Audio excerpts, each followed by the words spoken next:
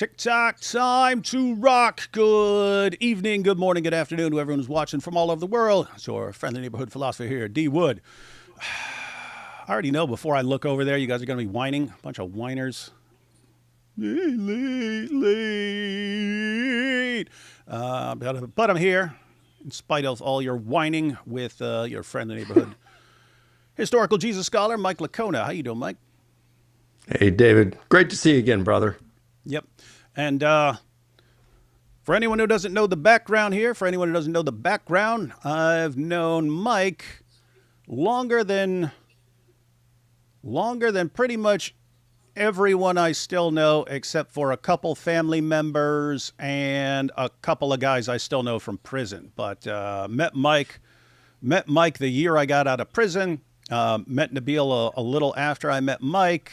Met my wife after I met Mike and Nabeel. So, yep, I've known Mike and his wife, Debbie, for a long time. Yeah, you and Marie are like family to us, brother. Be careful, because it's not exactly safe being in my family, man. Not exactly safe. A little dysfunctional here and there, a little dysfunctional. Yeah, but hey, before we jump into things, why don't you give everyone a little bit about your background, and then we're gonna check out a debate, because your mind is gonna be blown, Mike. Your mind is gonna be blown by powerful Dawa response to Jesus' crucifixion. Well, I grew up in a Christian family, became a Christian around the age of 10, went to college as a music major, played saxophone.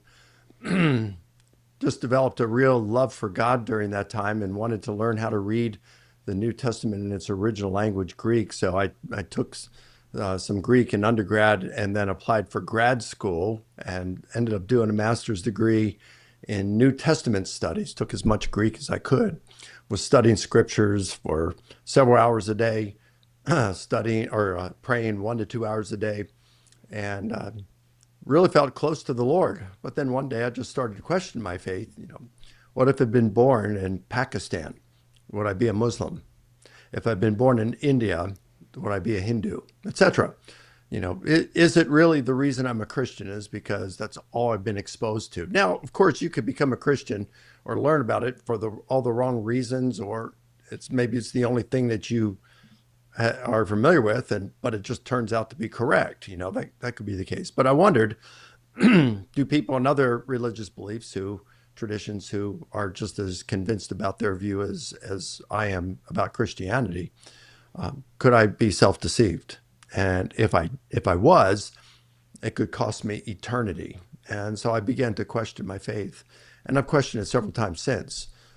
Gary Habermas, a philosophy professor, helped me through my initial doubts, spent a lot of time with me, talking with me through it, referring me to various journal articles and books that I read.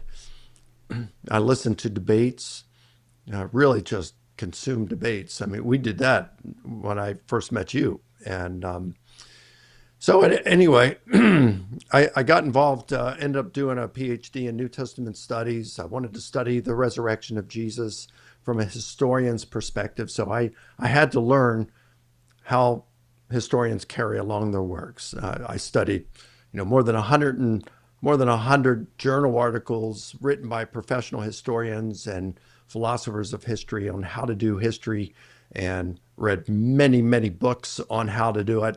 And then I ended up publishing on it and writing on historical method, and this comparing how historians of Jesus work and combining their work together, and did my own work on the resurrection, the death and resurrection of Jesus, and on other aspects of historical Jesus research. Became a professor at Houston Christian University back in 2012, and have been involved in, I think it's 38 debates at this point, 8 of which have been with Bart Ehrman, and we've since become friends. 8 debates with Bart Ehrman? Yeah. And then, as Mike mentioned, he writes kind of big nerdy books like this. Look at that. Look at that. Look at that. Muslims, way bigger than the Quran. Way bigger than the Quran. This book is like, oh, oh, look at your cute little book. Oh, cute little book there, right? So just so you know what you're dealing with there. And they've got one verse in the Quran that sounds, and they can't even agree on that, sounds like it's denying Jesus' death by crucifixion. And that settles the matter. That settles the matter for all of them. But yeah, you were mentioning debates. And that was so two interesting things there for you Nabeel fans. We used to meet over at your house, Mike, bunch of young people who are interested in apologetics, but we'd also have atheists and even Muslims come sometimes if they wanted to lay out a case. And it was there. Nabeel gave his awesome presentation on the scientific miracles of the Quran. I remember that. I remember that. He put up that the board with the erasable ink and gave it, and he did the best he could, but it wasn't good enough. Yeah, and I still have the emails from afterwards where it was me and Nabeel were emailing back and forth because he made all these claims, and I start messaging him going, where is that? I want to read it for myself. I want to read that for myself. And then I'd start responding and quoting what the sources were actually saying and so on. So anyway, those were pretty cool times. Those are pretty cool times over at Mike's house. And then, I mean, one more. So there's actually three super interesting things, but it was over at your house where Nabeel brought his dad to have a sort of discussion / debate with you and Gary Habermas on Jesus' death and resurrection. And that was an awesome time. That was an awesome time. And before that was fun. Yeah, it was before that. I was so the background, some people know this because I mentioned it before, but me and Nabeel had been arguing back and forth for a while, and one day I asked him, I said, okay, look, what would be a serious issue for you? What would be a serious issue that we could investigate? That what would it take for you to what would really bother you if we started looking into it and you saw something? What would it be? What might bother you and make you start wondering if your religion is actually true? And he thought for a while and he said, if I saw my dad kind of backed into a corner, he said, just the way I was raised, I have a lot of respect for my dad. A lot of what I believe about Islam was from my dad studying and passing it on to me. And he said, so I really respect my dad's knowledge. And so if I saw my dad backed into a corner on something, that might make me think I need to rethink things and go investigate for myself. Because he said, I'm just going to be honest. And it was cool. He's honest like this. He said, just a lot of confidence in my religion is based on my dad. And it was a little after that I said, hey, Nabeel, some Christians meeting over at my friend Mike's house, and why don't you guys come on over and we could have a discussion about Jesus' death and resurrection. And so he came over, and it was Nabeel and his dad and Mike and Gary Habermas. And so that was a fun time. And the other thing was me and Nabeel, back when he was still a Muslim, we went and watched your debate with Shabir Ali. And that day I met Shabir Ali because I messaged him before time. This was right after The Passion of the Christ came out. You took him to that movie, didn't you, that afternoon? Yeah, I messaged him. I just looked up his email on his website, and I said, hey, The Passion of the Christ just came out, so I don't know if it's going to come up like in the Q&A of the debate or something like that, but you might want to see it. And he messaged me back and thanked me for letting him know. And he said, I don't think I'll have time because I'm traveling and then I'm going to be there. And I said, I'll pick you up and take you there. And he said, oh, that'd be great. And so, yep, I took Shabir Ali to see The Passion of the Christ. And then me and Nabeel watched the debate. And then we had the debate. And then Gary was there. And then we were all chatting afterwards. And then me and Nabeel went and we sat in his car for hours discussing things. And I remember that night particularly. Yeah, but I remember you were walking with Gary and Gary's grad assistant, I think, right?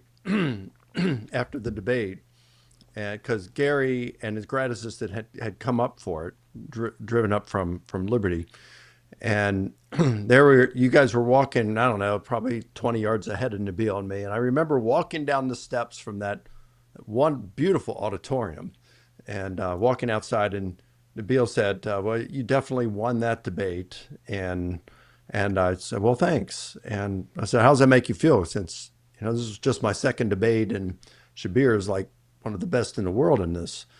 And he said, well, I have to admit, you have some evidence. You have some good evidence for the resurrection and for the truth of Christianity. But Islam, we've got evidence too. The only thing that I think you guys have over Islam is the resurrection of Jesus. Just that? Just the resurrection. So I said, Nabeel, did you hear what you just said? Because if Jesus rose, it's game, set, match. Christianity's true, period. And he said, yeah, I guess you're right. Gary, David, Nabeel, tell him what you just said. Yeah, he would say things like that periodically. One time I was saying, okay, Nabeel, there are all sorts of religions making all kinds of claims. Christianity here, we have something that you can investigate and know that it's true based on this and based on just historical examination. And I said, what do you have like that in Islam? He goes, well, Christianity seems to be kind of unique in that. Wait, what? But yeah, so we were hanging out in the car, me and Nabeel, for hours, and he. His main objection there when we were chatting afterwards was the idea that Jesus could pay for the sins of others. And we're just going back and forth. And he's saying it's unjust. He said, look, like you got a murderer over there. And I say, oh, I'll punish this baby for what the murderer did. Then the murderer's free. And I killed the baby. And so we're going back and forth. And I was trying to explain it. And all of a sudden I started talking about Philemon, the book of Philemon. I go, okay, you're saying it's unjust for one person to pay for what another has done. I said, let me tell you about this one chapter, book of the Bible. There's a guy named Philemon, and he had a slave named Onesimus, and Onesimus runs away, and he would have been in pretty big trouble. Anyway, he meets Paul, he converts to Christianity, and Paul tells him, you're not going to be on the run for the rest of your life. You're actually we're gonna deal with this. We're gonna get this handled. And he sends him back. He sends the runaway slave back to his master Philemon, but he sends him with a letter.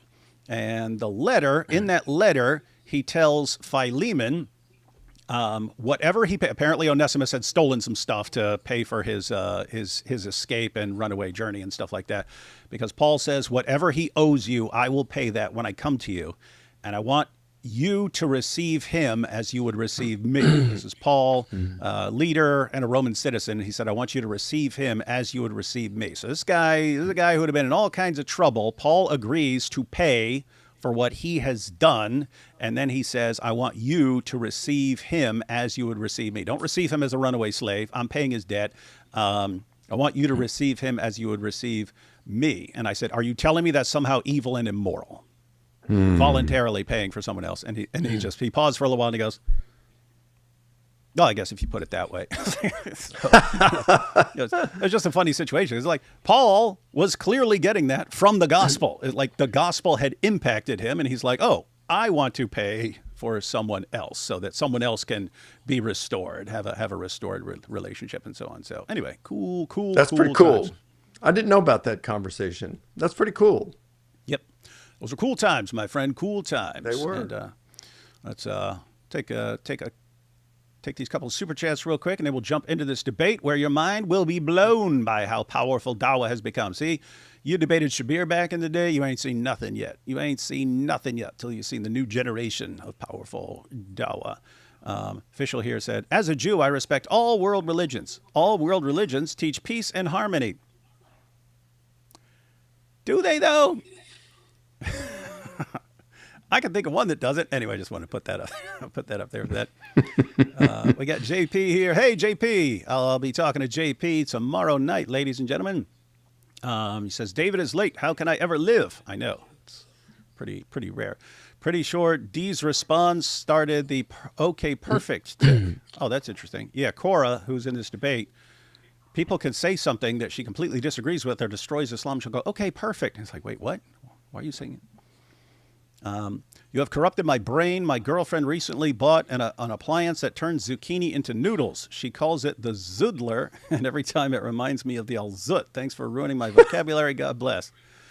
Yeah, I don't know if you know about the Zut, Mike, but better if you don't. Yes. Oh, cool. What's longer, what is this? What's longer, Momo's Wang or Malik's rap career? Mike, you would know about this. We had on a woman who went through the sources, and she argued that the best explanation for a bunch of weird details that we have in the sources is that Muhammad had a micro pee-pee, but she has like all this evidence. It's weird times, but that's just what happens when they make their sources available to us.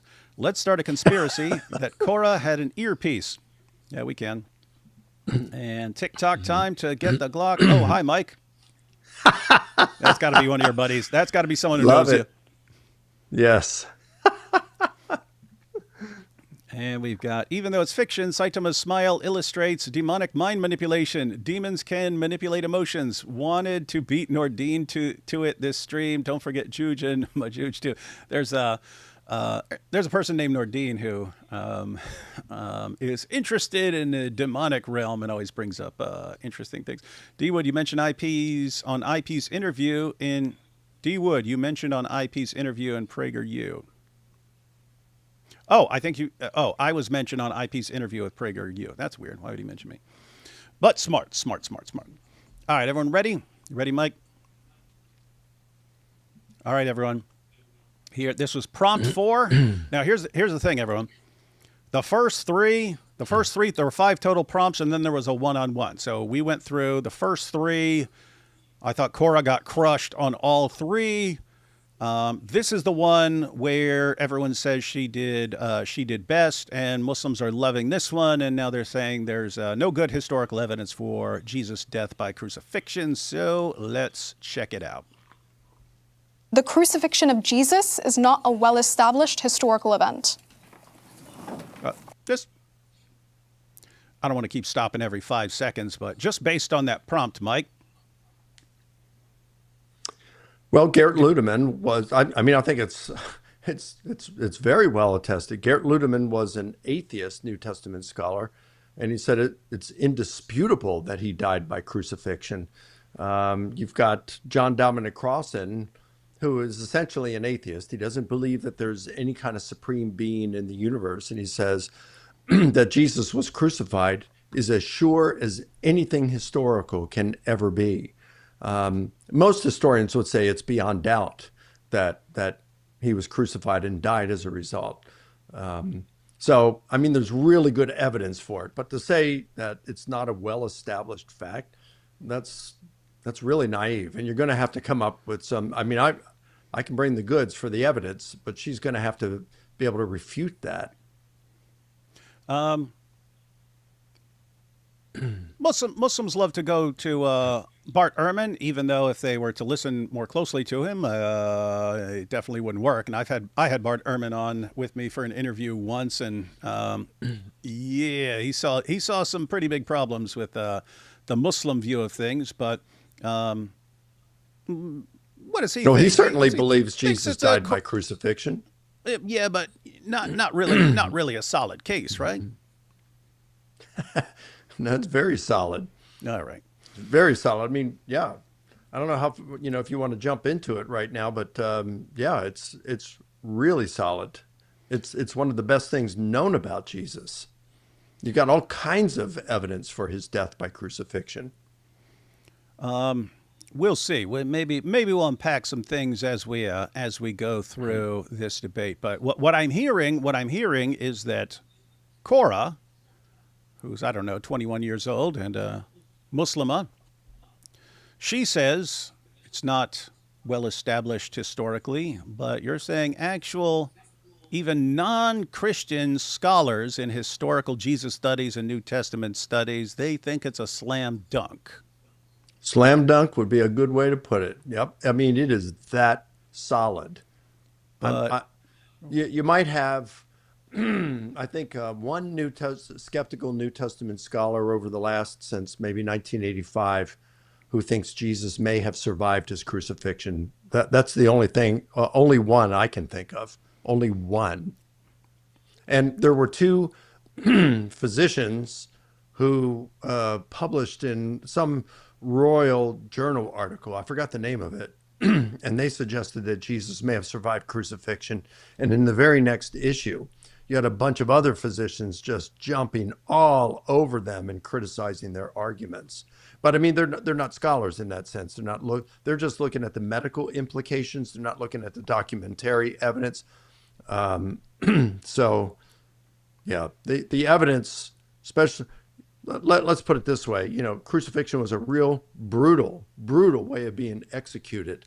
And even if you had survived, at least by natural causes, this wouldn't necessarily apply to Islam, since Muslims think, and the Quran says that God rescued Jesus. So if God can resurrect Jesus, God could rescue Jesus if he wanted to. It's just a matter of what he did.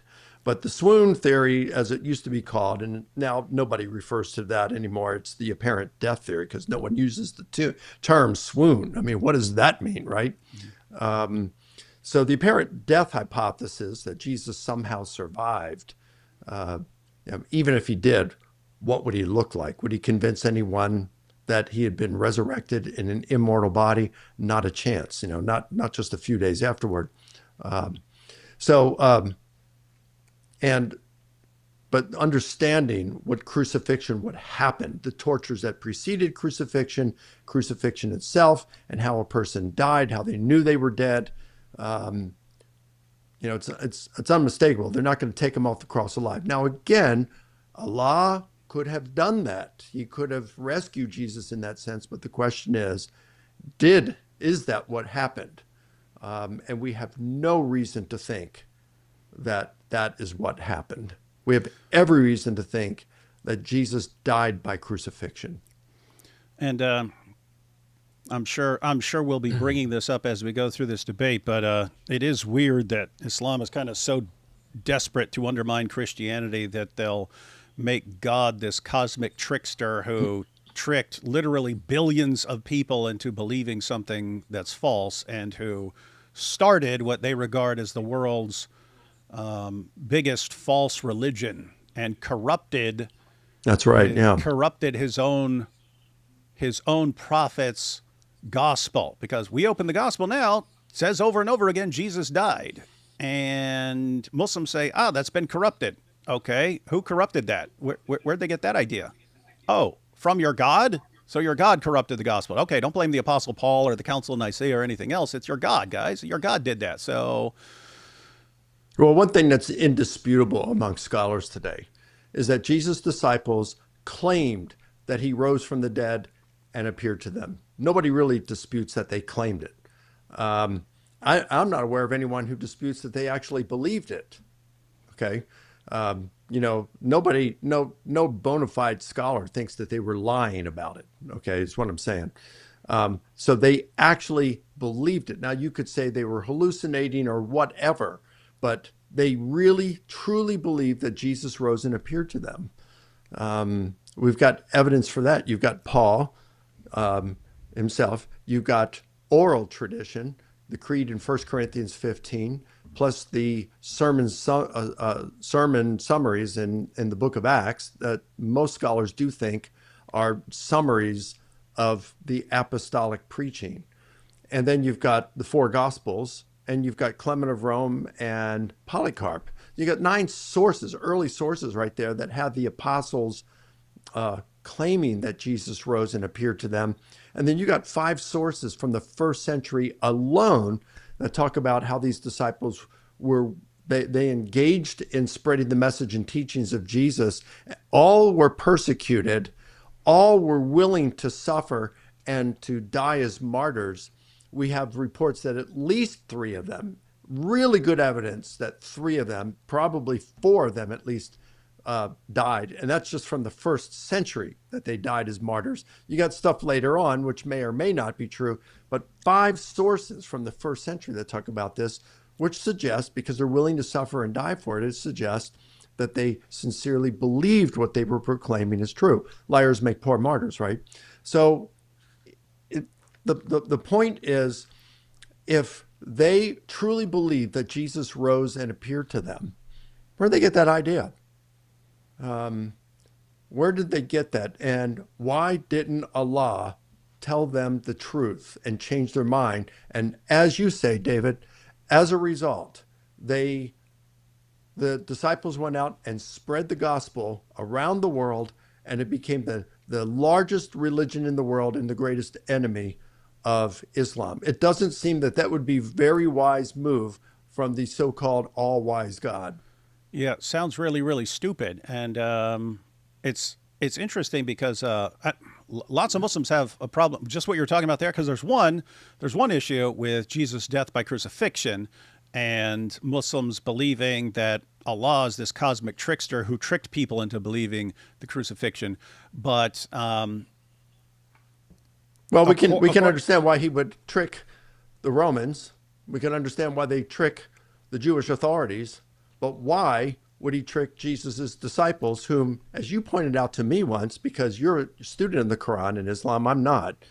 You pointed out to me once, and I checked it out, it's true. The Quran refers to Jesus' disciples as Muslims. Yep. So God would not only have deceived the Romans and the Jewish authorities, but he would have deceived the followers of the prophet Jesus, whom are called Muslims. And if he's going to deceive them, how can any Muslim today know that he's not deceiving them?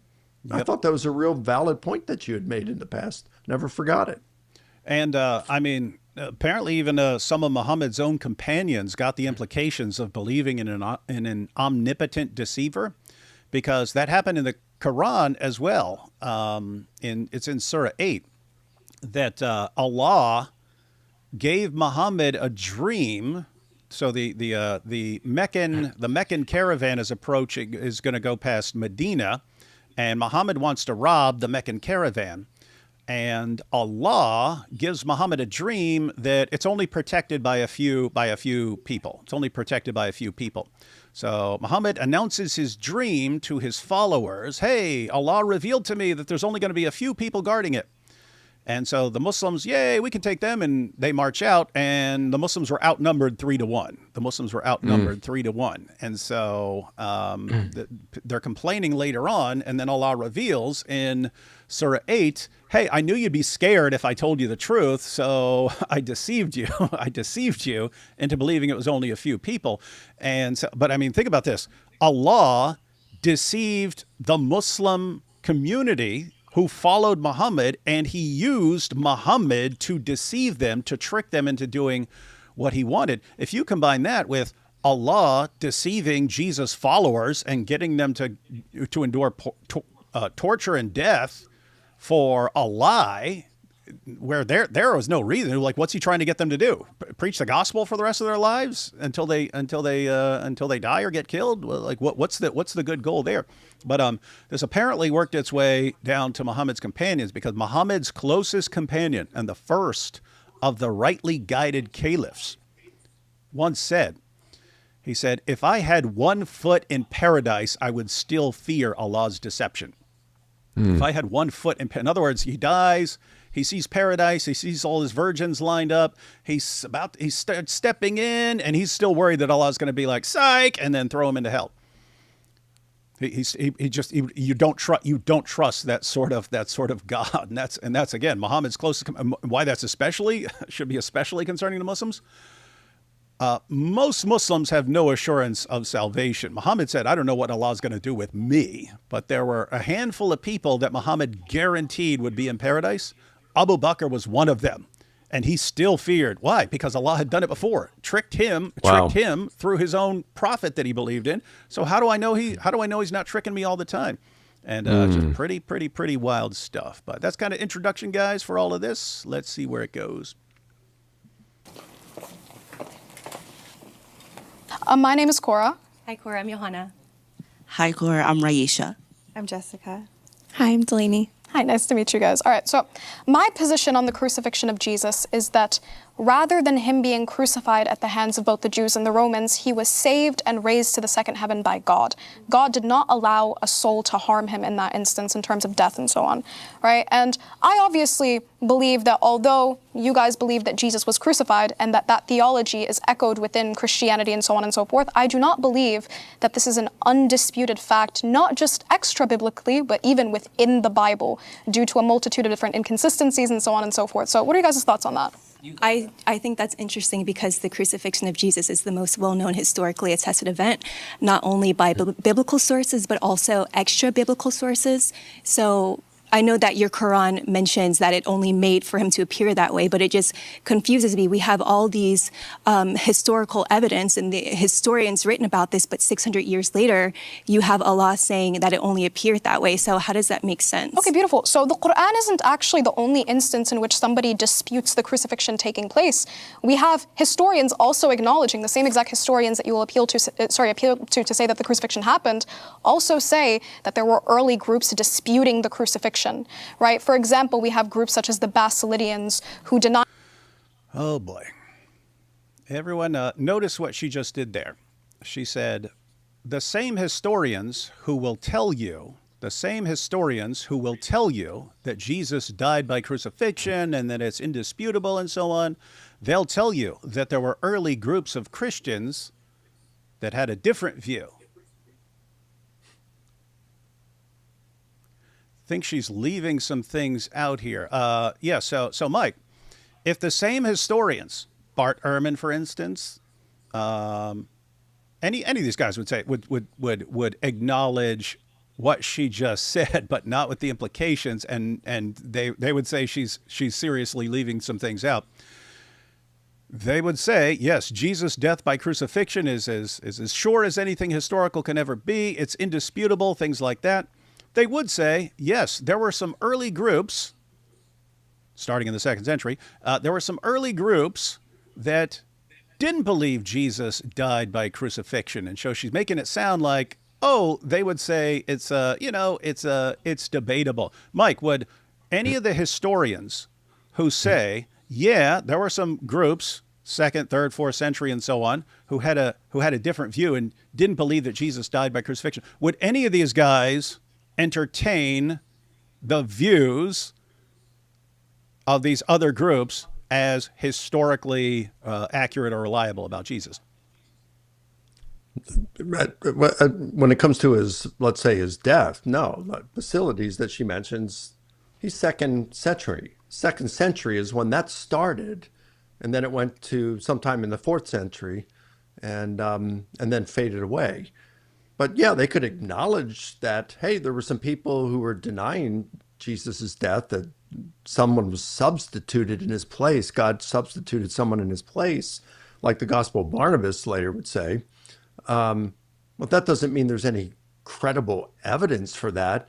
I mean, today, she says the death of Jesus is not an undisputed fact because some people disputed it. Well, some people dispute that we went to the moon. Some people dispute that the earth is round. They're flat earthers. Some people dispute that the Holocaust never occurred. Some people dispute that Jesus ever existed and say that he didn't, Jesus mythers. But these people are so far out there on the fringe that we rightfully turn up our nose at that. Nobody really respects these people. They are a very, very fringe group. People just don't take them seriously. So, because the evidence that Jesus existed, that we landed on the moon, that the earth is round, that the Holocaust occurred, is so abundant and strong. So, to say that it's not an undisputed fact because there were some people like the Basilidians and some others perhaps who said that thought that Jesus survived crucifixion, I mean, that's it. And that's an amazingly naive way of practicing history. What you want to do is go back and say, what were the original earliest people, the followers of Jesus who were there? What were they saying about it? And they were clearly saying Jesus died by crucifixion. And so that's one issue. This is much later than the 1st century sources. The other really weird thing is we know why these guys were denying Jesus' death by crucifixion, and it was not a historical reason. It was a theological reason. Let's just don't take my word for it, everyone. This is Bart Ehrman's website. So this is Bart Ehrman's website, and he's got this article on the lost gospel of Basilides and so on. He talks a little bit about whether it's a lost gospel or not. But check this out. This is Bart Ehrman's description. I'm going with Basilides here because Korra brought him up as giving a different view. And Ehrman says, to understand Basilides' account of the crucifixion, it's important to realize or remember that many Gnostics did not believe that Christ, as a divine being, could actually suffer. So there were people who believed that Jesus is just divine. He's not a real human. If he seemed to suffer, he was crucified after all, then it was, in fact, all an appearance. Appearance. That's interesting. That's what the Quran says. Different Gnostics had different ways of explaining how it was an appearance. Some said that Christ did not have a real flesh and blood body, so that when it appeared that his enemies inflicted pain and death on him, they were actually unable to do so. Others said that the Christ was a divine being and that Jesus was a separate human. Catch that, guys? Others said that the Christ was a divine being and that Jesus was a separate human being that's in the Apocalypse of Peter. Yeah, and then was a separate human being in whom the Christ came at his baptism and left at his crucifixion, leaving Jesus, the man, to suffer alone, while the Christ, the divine being, was beyond suffering. And Basilides had yet a different explanation. According to Basilides, since Christ was a divine being, he had all sorts of divine powers, and he used them when it came time for him to be crucified. What he did was pull an identity switch. He transformed Simon of Cyrene, who was carrying his cross, to make him look like him. Sound familiar, Muslims? Transform someone else to make him look like him? Jesus. And he transformed himself, Jesus, into the appearance of Simon of Cyrene. So he made Simon of Cyrene look like him, and he made himself look like Simon of Cyrene, and the Romans got confused and crucified Simon of Cyrene. And so, when they arrived at the place of crucifixion, the Romans crucified the wrong man. And Jesus stood beside the cross laughing, looking like Simon of Cyrene, cracking up laughing. Ha ha, got the wrong guy. Presumably, Simon didn't think it was so funny. And he says, this idea of Jesus laughing at his enemies who think they can hurt him is found in some other Gnostic writings that do survive, unlike his lost Gospel of Basilides, if it was a gospel. For example, Jesus laughs 4 times in the Gospel of Judas at the ignorance of his disciples, who are not his enemies. They are just dunderheads. And in the writing from Nag Hammadi called the Second Treatise of the Great Seth, and the other one called the Coptic Apocalypse of Peter, not to be confused with the other Apocalypse of Peter that presents a first-hand account of a guided tour of heaven and hell, Jesus laughs at the scene of his crucifixion, specifically at the ones who think they can harm him when, in fact, all they can do is harm the shell of his body, which is not the real him. One reason all this laughing is interesting is that Jesus is never said to laugh in the New Testament. I'm not sure what to make of that. In any event, the earliest account of him laughing may well have been the Gospel of Basilides, if it really existed, from sometime in the early 2nd century. It is one of many books that we very much wish we still had. So, this is why I find it interesting. Again, the objection of the Gnostics and Josephus was not, oh, the historical evidence shows Jesus didn't die. They believed he was just divine. He wasn't actually human. And if he wasn't actually human, the objection arose from Christians, well, how did exactly this guy get crucified then? And so they had to come up with some explanation. And it's just amazing that the explanation they used, someone else was disguised to look like Jesus, ends up in the Quran, where they don't have that theological objection. They're not saying, Muslims aren't saying Jesus was just divine and therefore didn't have a human body. They believe Jesus was just a human prophet. And so if someone like Korra is at all taking Basilides seriously as a historical source, she'd have a problem with Islam. But yeah, the real problem there is somehow this story finds its way into the Quran. And you want the best explanation of that, guys? You had the Emperor Justinian, Roman Emperor Justinian, and in the 6th century, he expelled heretics from the Roman Empire, and a bunch of them went down to Arabia with their weird stories. And then one of those weird stories ended up in the Quran with the completely opposite meaning from when it was written in the second century. And so, guys, Korra Korra's response is, oh, but, these same scholars who consider Jesus' death by crucifixion indisputable, they will grant that there were later Christians who had a different view. Yeah, and they'll say they're ridiculous Gnostic nonsense, not actual historical information. Wow. So bad start for Korra there. But notice, everyone, Korra would know this if she did her research. Why is she bringing up Basilides?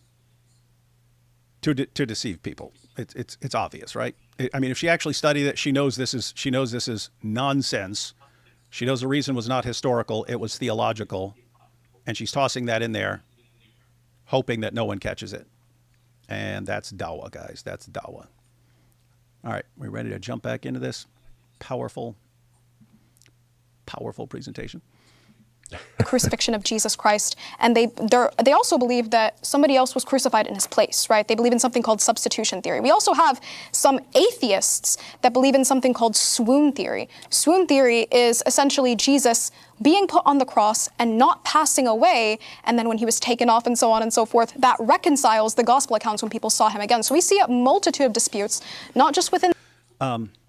Mike, she just said, we also have some atheists who believe in swoon theory. How popular is that view among scholars? It's not. It's rare as hen's teeth to find someone like that. Barbara Teering, I don't even know if she's still alive, but she's about as far left as you can go and just hanging off the fringe of the theological left. She's the only scholar of whom I'm aware holds that Jesus survived crucifixion. They put him in the tomb.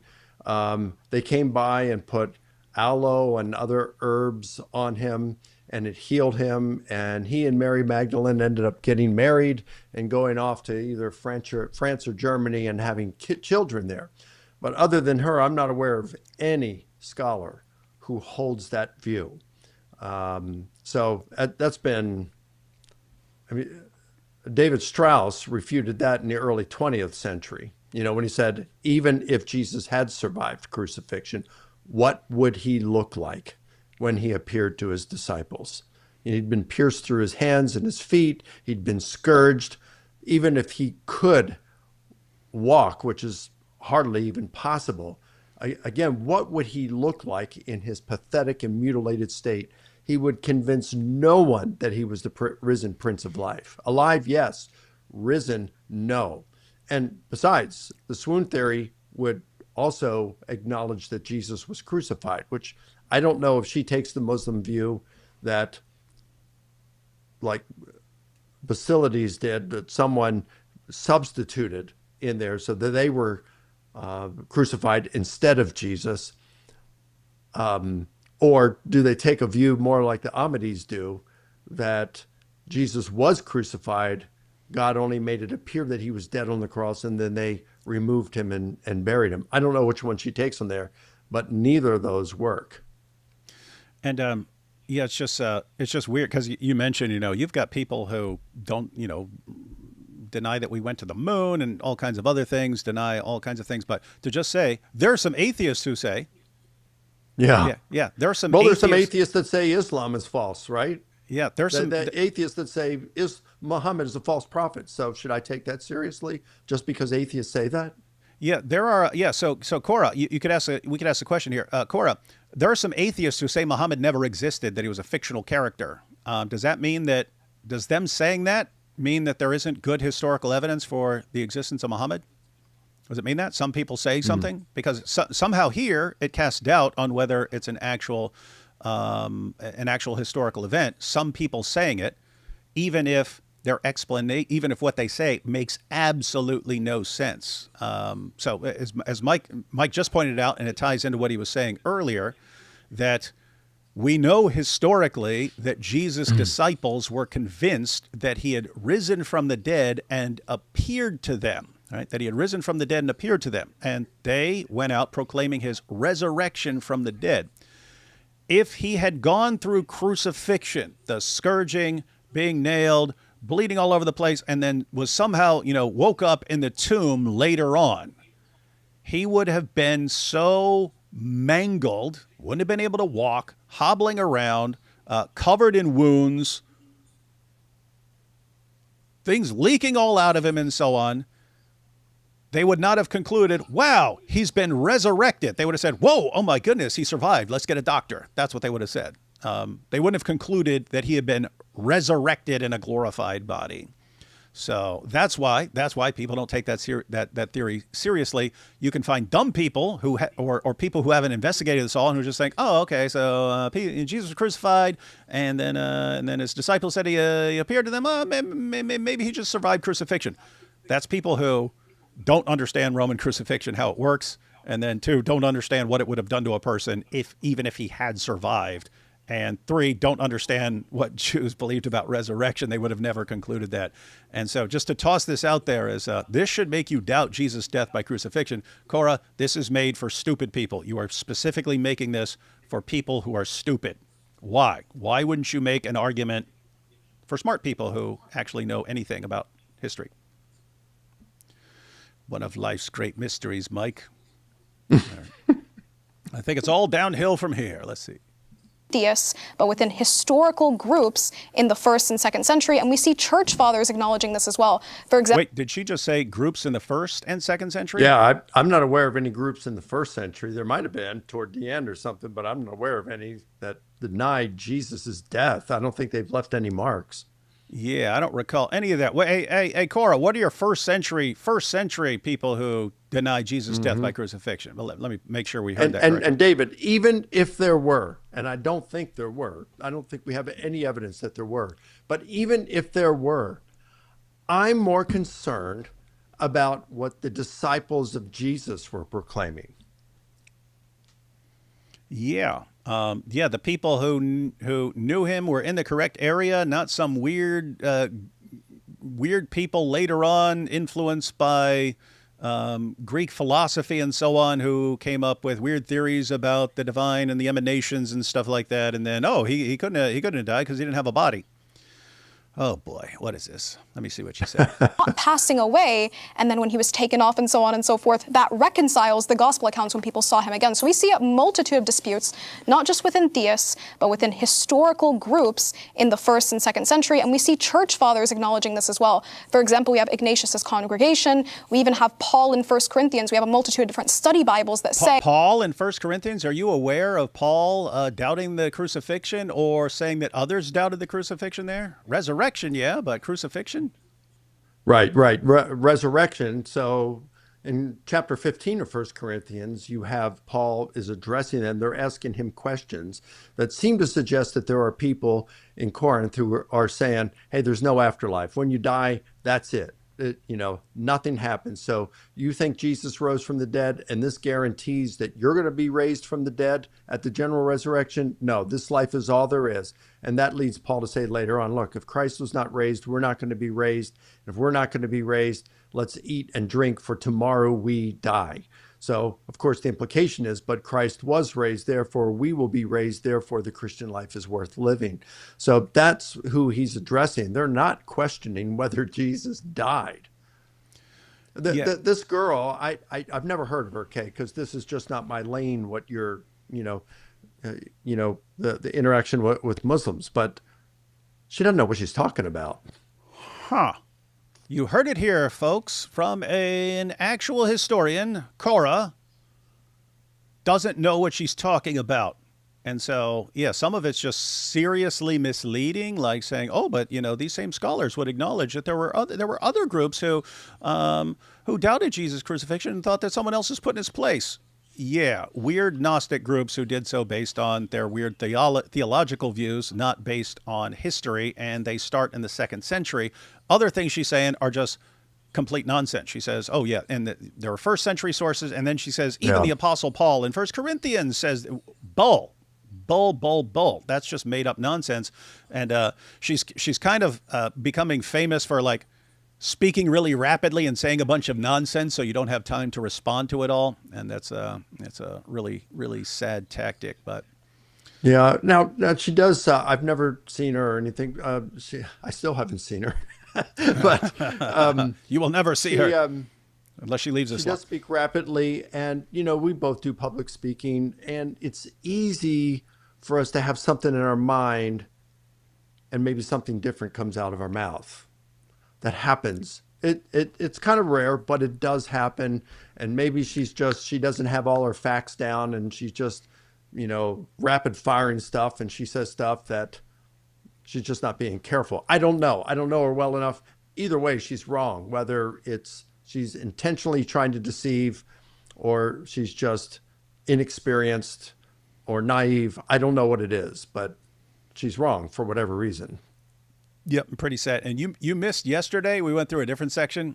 She gave us, for the future, one of the most legendary responses now ever. So I'll give you a quick outline because this is awesome stuff. So we've been using an argument we call the Islamic dilemma, and that's because I like that. Yeah, Muslims say, your gospel's been corrupted, and so we point out what the Quran actually says, that it affirms the inspiration and the preservation and the authority of our scriptures, orders us to judge by our scriptures.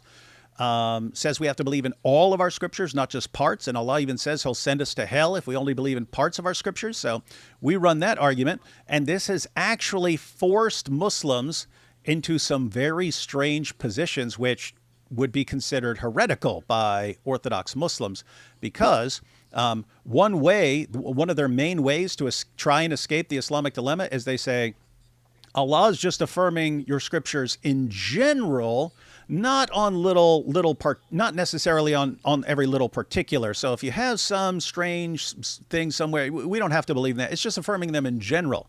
So one of the responses to this general confirmation, apart from just pointing out, Allah doesn't say that. He says he's confirming all of it. But even if you want to grant general confirmation, we point out, well, even if it's general confirmation, God is our Father in both the Old Testament and New Testament, and it's all over the place, Old Testament and New Testament. So you've got this weird group now, and other Muslims mockingly call them the Fatherites, who, because they understand the Quran is affirming the previous scriptures and that God is called a Father all over the Bible, and that the Quran denies that Allah is a father in any sense, not in a literal sense, not in a metaphorical sense. There's no sense in which Allah should be called Father. They have to say, okay, well, if he was clearly called Father in the scriptures that he affirms, and yet he rejected being called Father in the Quran, he must have allowed it then and then abrogated it in the Quran. So he changed his mind. He said, oh, nope, they're taking this too seriously, so I'm gonna rule that out. No more calling me Father. Right? Whereas traditional Orthodox Muslims, they said, if you call Allah Father in any sense or say that this was ever allowed in any way, that's kufr, unbelief. It's unbelief. You're a non-believer if you even say that. But now you have an entire community of Muslims who are being called the Fatherites. But anyway, in that debate, which we went through yesterday, Christina, who's GodLogic's wife, she said, well, why did so it's not literal, but why did Allah let them call him Father? Why would he do that? And she said, oh, because, he's a creator, and so he's like a father. And so Christina said, well, could you call Allah Mother then? Could you, because, he would have sort of given birth to everything by creating. Could you call him Mother? And she goes, no, because there's no precedent in the Bible for that. And so that came out, and then so we started pulling up passages where God describes me. I'm like a woman in labor and stuff like that. And but here's the thing: since according to her reasoning, you could call Allah Father back then because of this. The same reasoning would mean you can call him Mother, and you do find the precedent for God comparing himself to a mother. But calling him Father was abrogated in the Quran. Referring to him as Mother was not, and therefore you can still call him Mother because nothing ever changed it. And so she accidentally started what we're going to call like the cult of the Motherites, and she's going to be stuck with this forever because we're all going to start using this, and she gets to take all the credit for coming up with Allah is a mother. So. Yeah, she's causing all kinds of problems with the nonsense she's spouting. And this is an ongoing problem in da'wah. They're so desperate to win any point in the moment. They'll say anything, they'll make anything up, and they have to deal with the consequences later on. And wild stuff. All right, let's see if she comes up with something better. that Paul is addressing groups that denied the crucifixion in his time. So we see. She said it. Okay, there you have it, Mike. She didn't mess up. She said it again. She said 1 Corinthians, and now she says Paul was addressing groups who denied the crucifixion. Let's play it again. We have Ignatius's congregation. We even have Paul in 1 Corinthians. We have a multitude of different study Bibles that say that Paul is addressing groups that denied the crucifixion in his time. So we see early. What study Bibles, Korra? Korra, you're on X. Could you send me the study Bibles that say Paul was addressing various groups that denied Jesus' crucifixion? Wait, see, we don't think there are any, Korra, but you can prove us wrong and show us those study Bibles that say that. Dispute. This isn't a 600-year later development. This is something that was always going on in the first century. But I wanted to ask, because you said that this is a well-established historical event, right? Right. Can you give me an example of a source that establishes this without a shadow of a doubt? Well, Did you hear what she just said, guys? Guys, you got to stop that. You got to stop that right when someone says it. Establish this beyond a shadow of a doubt. Is that how history works, Mike? Not at all. Oh, man. Yeah, not at all. But what historians, look, none of us can get into a time machine and go to the past and verify our conclusions. All historians can do, the practice of history, is to look at the documents, the data, and then you see what are probably facts. Facts would be data that you look at that, so strongly evidence that virtually everyone agrees on, and there's strong evidence for it, okay? Not every historian will agree on what's a fact, all right? So, but if you look at things, I like what Paula Fredrickson, she's not a Christian, she's a historian of Jesus, and she called it historical bedrock, facts past doubting. And she doesn't mean beyond the shadow of any doubt. She's just saying things that are just really, really strongly evidence. She calls it historical bedrock because that's what you want to build your hypothesis on, all right? So you look at the historical bedrock, you look at other historical data, and you formulate hypotheses based on that data and those facts. And then you assess the hypotheses on how well they can account for the data, the relevant facts. And the hypothesis that best accounts for those is regarded as what probably occurred. And so you've got criteria such as, I'm using those used by Behan McCullough. You got explanatory scope. In other words, the hypothesis that can account for the maximal number of those agreed upon facts. So let's say you got 10 facts, all right? A hypothesis that can account for all 10 of them is far more likely to be true than one that can only account for 5 of them. That's just common sense. And then you have explanatory power. Given the truth of a hypothesis, we expect certain things to result. The extent to we get those things, that hypothesis may be said to have explanatory power. So like with, if Jesus died by crucifixion and did not rise from the dead, what we would expect is for the messianic movement that Jesus started to fade off into history and only become a footnote in future histories written. That's what we would expect. But that is not what we get. We get Jesus' disciples that all of a sudden they just get empowered and they go out and, you can kill me, you can torture me, you can throw me in prison, doesn't matter. I saw him, he's alive. And they despised death. They cared little for death, because they believed that the risen Jesus had appeared to them. That gives great explanatory power to the resurrection hypothesis. You look at plausibility, given our background knowledge, which hypothesis is compatible with our background knowledge. Now, people are going to dispute over what our background knowledge is. Some are going to say, well, God doesn't exist, and so supernatural events don't occur, miracles don't occur, and since they don't occur, then the resurrection wouldn't be compatible with our background knowledge.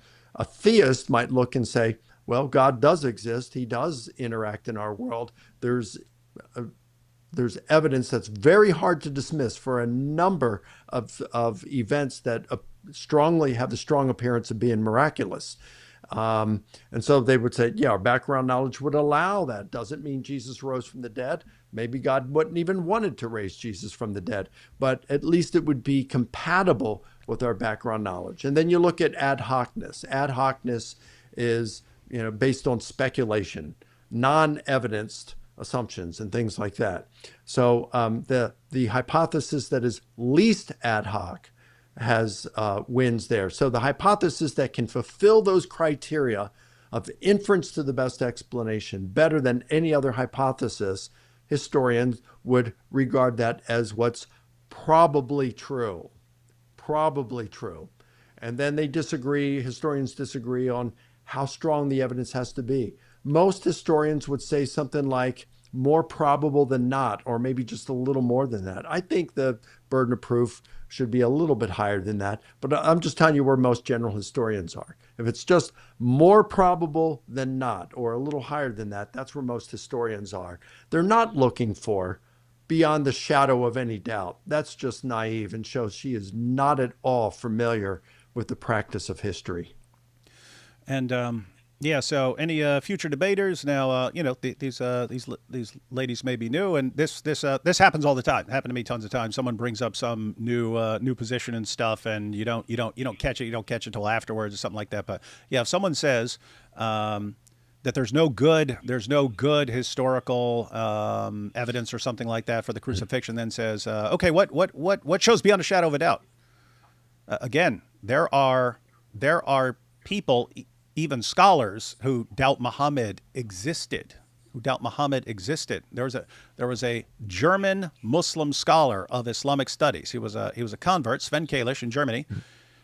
He converted to Islam, became known, started going by Muhammad Sven Kalisch, and after years of using hyper critical and hyper skeptical methods against the claims of the Bible, Christianity, and so on, he decided eventually, hey, why don't I apply the same methods I'm using to attack the Bible to Islam? And he walked away and said, he left Islam and said, I don't think Muhammad existed.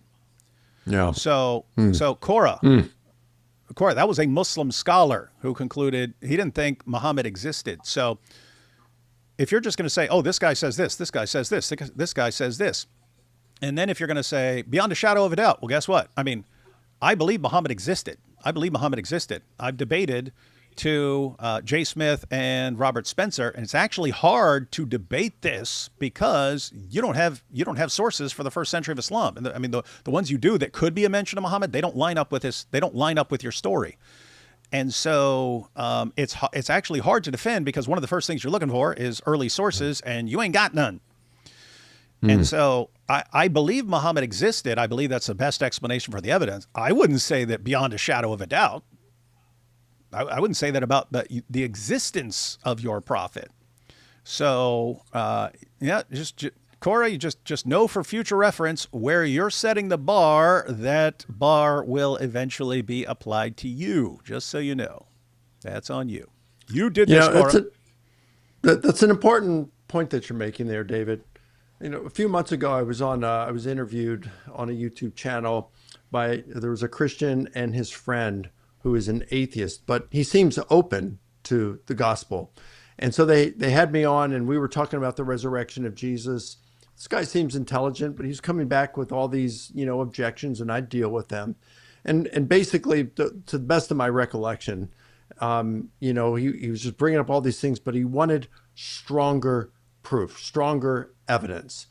And so I just said to him at the end, he said, is there anything you would say, as a final word? And I said, yeah, if you're an atheist, you have been very critical about the evidence that I've brought forward to you for the resurrection of Jesus. And I think you've been overly critical. And so I would just encourage you to be consistent then and assess your own worldview with the same kind of skepticism, hard skepticism that you've given to the resurrection of Jesus. Because if you do, then you got to deal with things such as, how did the universe come into existence? Why do we have design in the universe? Explain objective morality.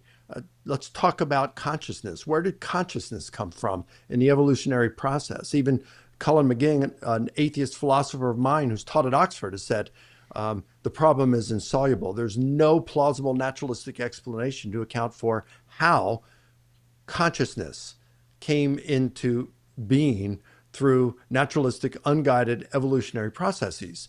And so there's all these things that you have to be able to account for as an atheist. And so can your atheism survive such criticism? He'd never thought about that. So I think it is fair to point out to this young lady that if you're going to apply this, that it's got to be an undisputed fact insofar as not historians saying that Jesus died by crucifixion, but no movement throughout history could doubt Jesus died by crucifixion. And if you're going to say it's got to be proof beyond the shadow of any doubt, apply that to Islam and you'll find that you can't accept that either. Yeah, and I just gave an example of someone who did exactly that. Here's the standard I'm applying to Christianity. Let me apply that to Islam. Oh, I don't even think this guy existed. He was just consistent. So yeah, Korra, if you took that standard, proof beyond a shadow of a doubt. Name one thing you can prove in Islam beyond a shadow of a doubt. One. Name anything. I'd be interested in hearing it. Prove anything beyond a shadow of any doubt, right? Yeah. Prove that you aren't a brain in a vat somewhere being stimulated by a mad scientist to have the perceptions that you're having. Prove beyond a shadow of a doubt that that is not occurring right now. Yeah, prove we're not in the Matrix right now. Prove powerful aliens aren't tricking us right now. Hey, Korra, since your God's a cosmic trickster, prove that we're actually watching you debate right now, and that Allah's not tricking us into thinking that we're watching you debate right now. Guess what? He could be doing that, right? So beyond a shadow of a doubt, interesting. Maybe Korra doesn't exist. Yep, maybe she doesn't exist. Maybe Allah just makes everyone think that she exists to annoy us. All right, let's check this out. We have the Gospels, which are eyewitness accounts, and we also have Jewish historians, we have Roman historians, we have other extra biblical accounts of this. Okay, perfect. So let's start with the Gospels, because obviously that's going to be your foundation as Christians. So you say that the Gospels were authored by eyewitnesses. Do you have any evidence for that? I don't, but what I can ask you is this. If Allah made Jesus to appear that way, why would he allow millions of people to be deceived for 600 years? If he's the most merciful, wouldn't that be kind of cruel for millions of people to be deceived by this? Beautiful. Yeah, so that was interesting. So this Christian here is like pointing out the absurdity of the Muslim position, but Korra, she's not trying to defend the Muslim position. She's just trying to attack the Christian position. And did the Christian woman say that it's not eyewitness testimony or something? She said she didn't have any evidence. Now that doesn't mean there is no evidence, because there is evidence. But I think she's saying that she's not aware of any evidence, which is fair enough. This girl, that girl, I don't know her name. She seems like she has some knowledge of some stuff, but none, I don't know how much any of these girls, the Christian girls, have, worked on this kind of stuff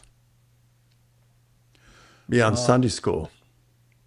Let's see where they go with this. But yeah, Korra's not going to defend, because think if she tried to defend the Muslim view with this method, prove beyond a shadow of a doubt that Allah tricked people into thinking that Jesus died by crucifixion, and prove that historically.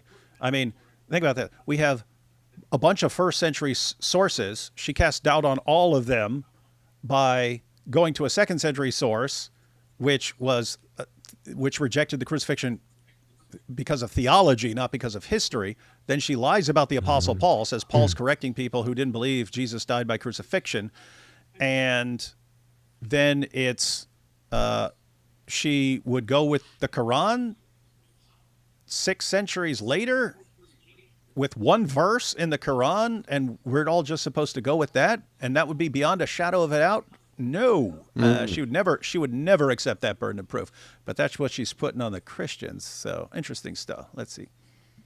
That kind of deflects from the topic itself, because obviously I can answer that question, that's not a problem, but I'm emphasizing on you saying that there were eyewitness accounts. If you say that the Gospels were eyewitness accounts, how can you simultaneously say that you don't know who wrote them? How can you now verify that they're eyewitness accounts if you can't even prove that the people who you claim wrote them actually wrote them? Well, we also had Paul who mentioned that there were 500 eyewitness accounts that were still alive today. Yeah, but that's not 500 eyewitnesses. That is one non-eyewitness mentioning that there were 500 eyewitnesses, not to the crucifixion, but allegedly to the resurrection. So that's completely different, but it's... She's right. That's eyewitnesses of the resurrection. It is important to note, though, they wouldn't have been witnesses of the resurrection if Jesus hadn't died, right? Like you got to die for there to be a resurrection. But I want everyone to take note, because this is very important, guys. That again, the standard that she's using.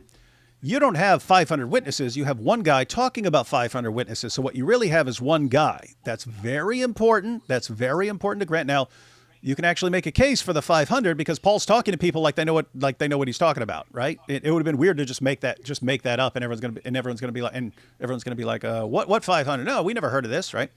So he's saying this in an atmosphere where people would know whether you have these witnesses or not. But following that reasoning, because there's a huge problem with consistency in Islam. All you Muslims who think that Abraham, Moses, David, John the Baptist, Jesus all supported Islam, you've got one guy saying that, Muhammad. One guy is saying that everyone agreed with him. So it's not, you don't have this cloud of witnesses to support your view. You got one guy saying everything. And that one guy seems to be making things up like it's a sport. Like you wanted to get a word out? She said that she said there's no eyewitnesses. I don't know if I guess she's referring to the crucifixion. I mean, Paul claims to have been an eyewitness of the resurrected Jesus, and he knows others who, were claimed to have been eyewitnesses of the risen Jesus. He met with Peter, James, and John. Peter and John, two of Jesus' three closest disciples, and James, Jesus' half-brother. And they, in Galatians 2, an undisputed letter of Paul, they're certifying that what he's proclaiming is what they're proclaiming in terms of the gospel message, at least. And that gospel message, as he goes on to say in that oral tradition in 1 Corinthians 15, 3-7, you've got the death, burial, resurrection, and appearances to individuals and groups, friend and foe alike. So, I mean, you do have some eyewitness testimony. And I would go ahead and I think that Matthew and John are closely rooted in eyewitness testimony. Did Matthew and John read to papyrus? Probably not. I think they probably had some people helping them. At least this is what the Muratorian fragment and Clement of Alexandria say. And it's entirely plausible that you would have, as John and Matthew were coming to the end of their lives, that people would be begging them, don't take this to the grave with you. Well, I can't write well, I'm not educated well enough to be able to write a whole biography of Jesus. We will help you. Certainly there would have been some trained people amongst them. Certainly in the New Testament itself, we find at least 11 names, who would have been wealthy, had the means, and would have been very happy to pay for a secretary to write down as a ghostwriter, let's say, for Matthew and for John. Been very happy to do it. So I think we do have eyewitnesses. And Mark is writing, according to Papias, in the early 2nd century. And Papias says that he got his information from associates of Jesus' apostles, those who traveled with Jesus' apostles. And at least 2 of those apostles, he said, were still alive at the time when he received this information. So it's the late 1st century that Papias, who's writing in the early 2nd century, it was the late 1st century when he received this information. And he says that Mark was Peter's translator, and he wrote down what he remembered Peter had said. So there you've got someone very close to the event itself, having an excellent source. And he's talking about how Mark is writing what the eyewitness Peter, Jesus' lead apostle, one of his 3 closest disciples, had been teaching. That's pretty good stuff. And then you've got Luke, who says he went and interviewed the witnesses. That's right. Yeah, about Jesus, and I mean he talks about various things, like the he mentions the women who were there, and this is a guy who says he went and interviewed the eyewitnesses and so on. But there are kind of two things here. So she's requiring eyewitness testimony to verify something, which here again casts doubt on anything in Islam, including Surah 4, verse 157. You've got Muhammad saying it. Was Muhammad an eyewitness when he's saying these things? No, he's stealing stuff from Gnostics. That's why they called him the ear. They said he believes whatever anyone tells him. Yeah, but who was saying that about Muhammad? That's according to the Quran. They called him the ear. They said, Interesting. it's in Ibn Ishaq, which is by the way, Ibn Ishaq, our earliest biographical account of Muhammad. It was written more than a century after his death. And these are the guys who are telling us to prove things beyond a shadow of a doubt. We're dealing with tons of first century sources who are all in total agreement about Jesus' death by crucifixion. She has to go outside the first century to start finding weird philosophers and stuff to start and treat them as historical sources.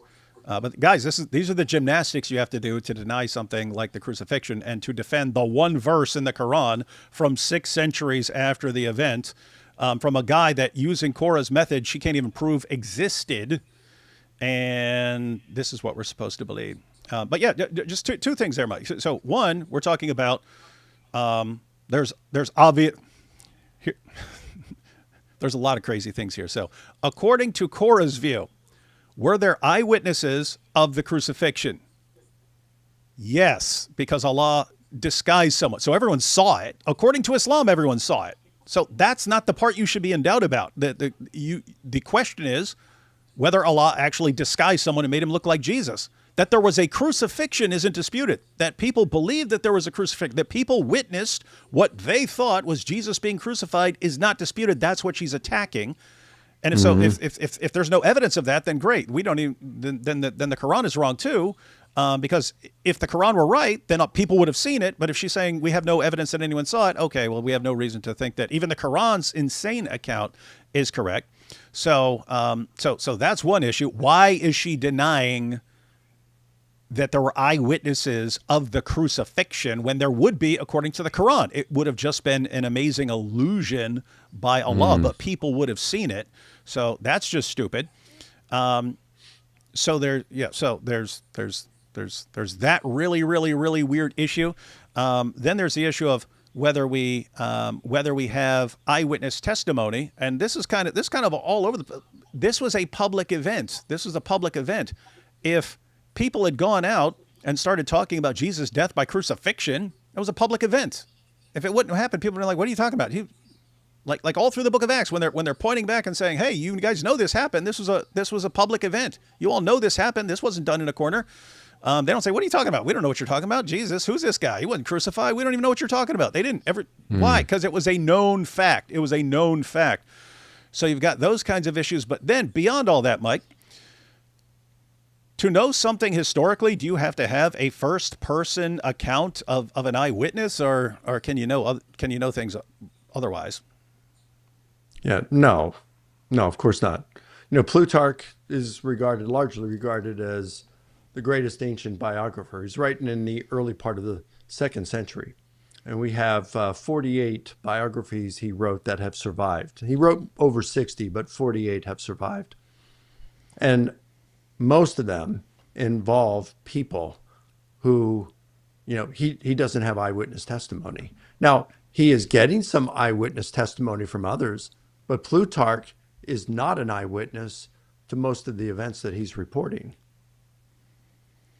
But we know a lot about the past from Plutarch, even though he wasn't an eyewitness, especially for what he's reporting about Julius Caesar and Cicero, Pompey, Crassus, Antony, things like that. He wasn't an eyewitness to those. Yeah. So Yeah, these are just questions, guys. When people raise a burden of proof to some level and stuff, call them on that real quick, right? Just it's pretty easy for future reference to call them on that. So, can you show beyond a shadow of a doubt? Just pause.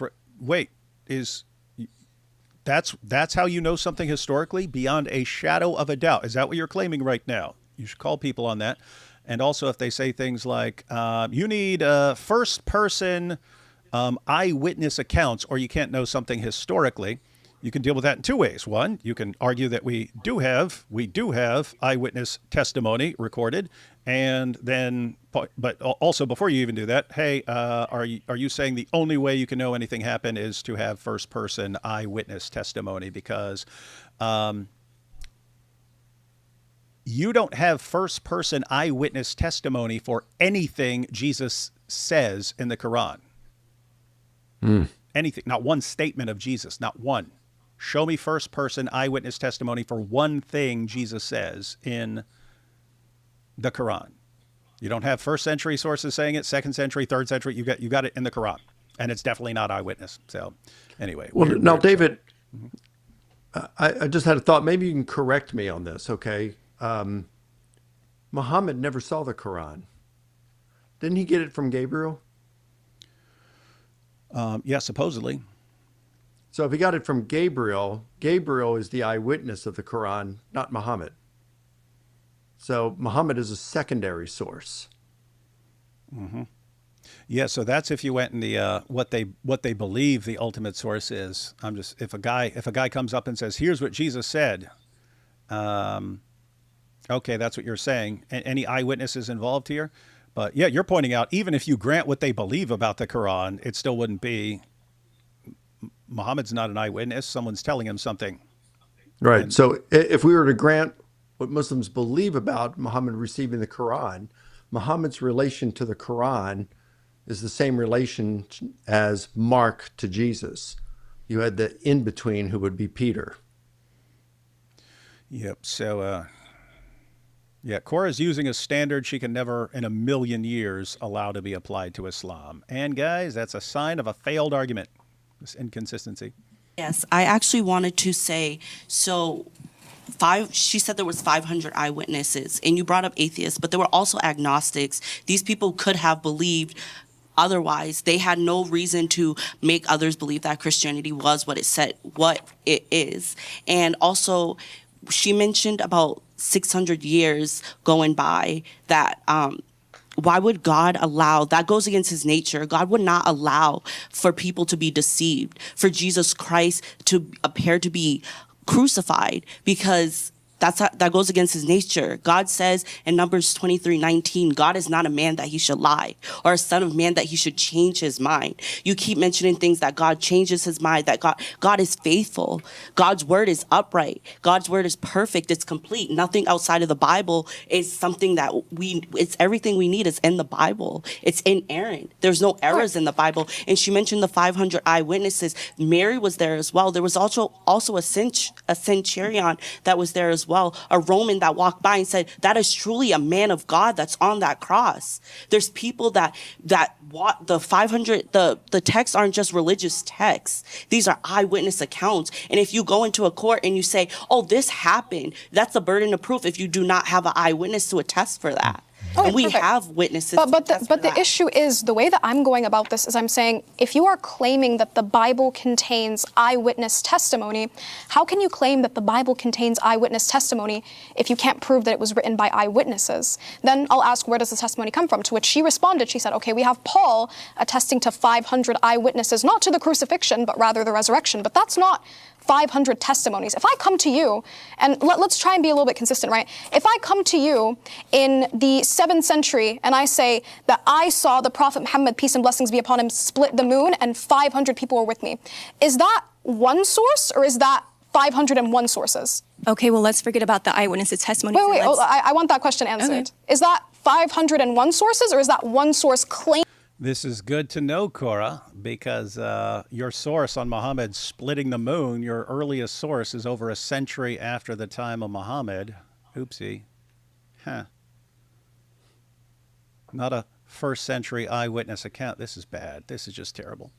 Mean that there are 500 sources. Okay, so to speak to your point, these people that said, the eyewitnesses that stated that Jesus Christ testified that Jesus Christ was in fact crucified on the cross, people could have refuted that at that given time. People did not refute that. They actually acknowledged that and said it did in fact happen. But my question's not being answered though. Would that be one? Because you've got a stupid standard, Korra. I mean, they're pointing out like the people. So this sister pointed out two things. One, if your theory is resting on God being a cosmic deceiver or just letting people deceive, I mean, keep in mind, the Muslim view is God deceived people.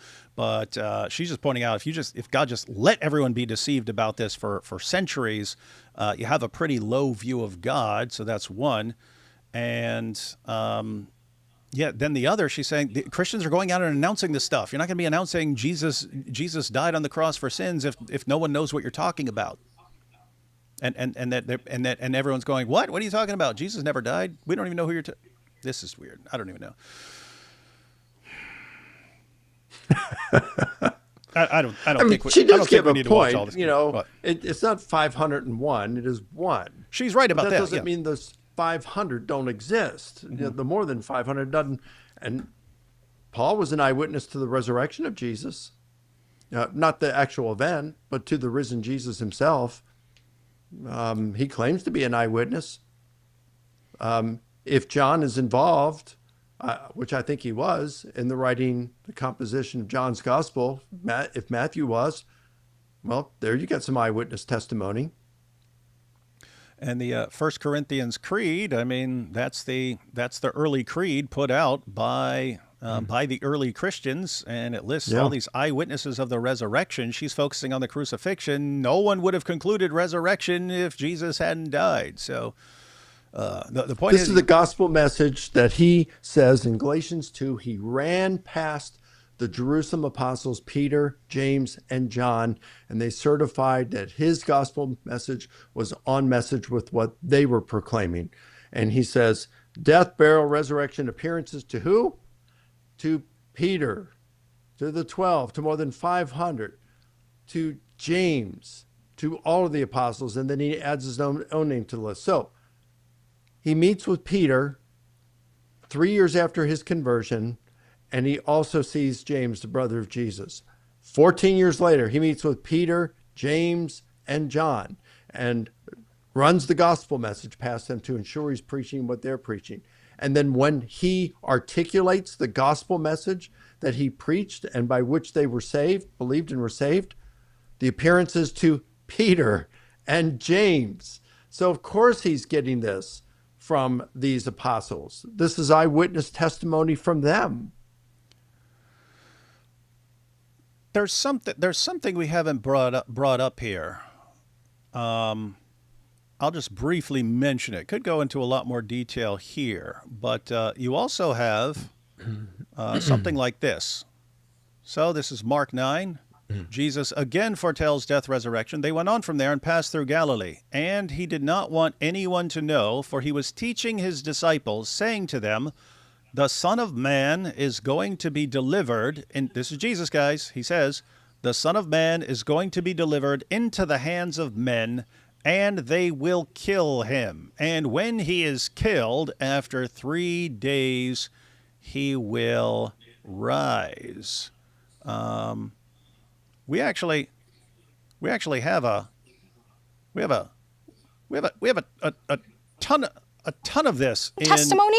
We have a ton of this in the Gospels, right? Where Jesus, in various ways and at various times on multiple occasions, is telling his disciples that he's going to go up to Jerusalem, that he's going to die by crucifixion. And you got it right there in Mark, but you got Matthew. Matthew is one of his disciples. And so you got it several times in Mark, right? Yep. Several times in Mark. So you have it first, it appears in Mark 8, 31 through 33, where Jesus predicts he's going to die and rise from the dead. And Peter pulls him aside.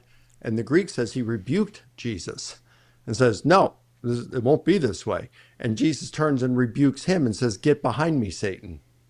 So you apply the criterion of embarrassment to that. Why would you make up such a story and cast your leader, the guy that was going to take over once Jesus died, why would you do this and intentionally cast him in such a negative light as to call him Satan?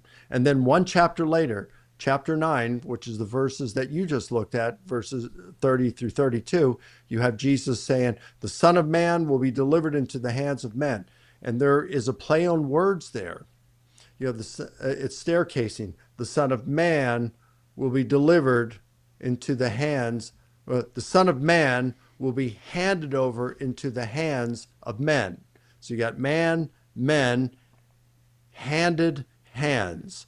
And so this is a deliberate thing. It's there to help people remember what Jesus said, and it's clearest in Aramaic, which would have been Jesus's primary language. So that would seem to suggest that it goes back even earlier.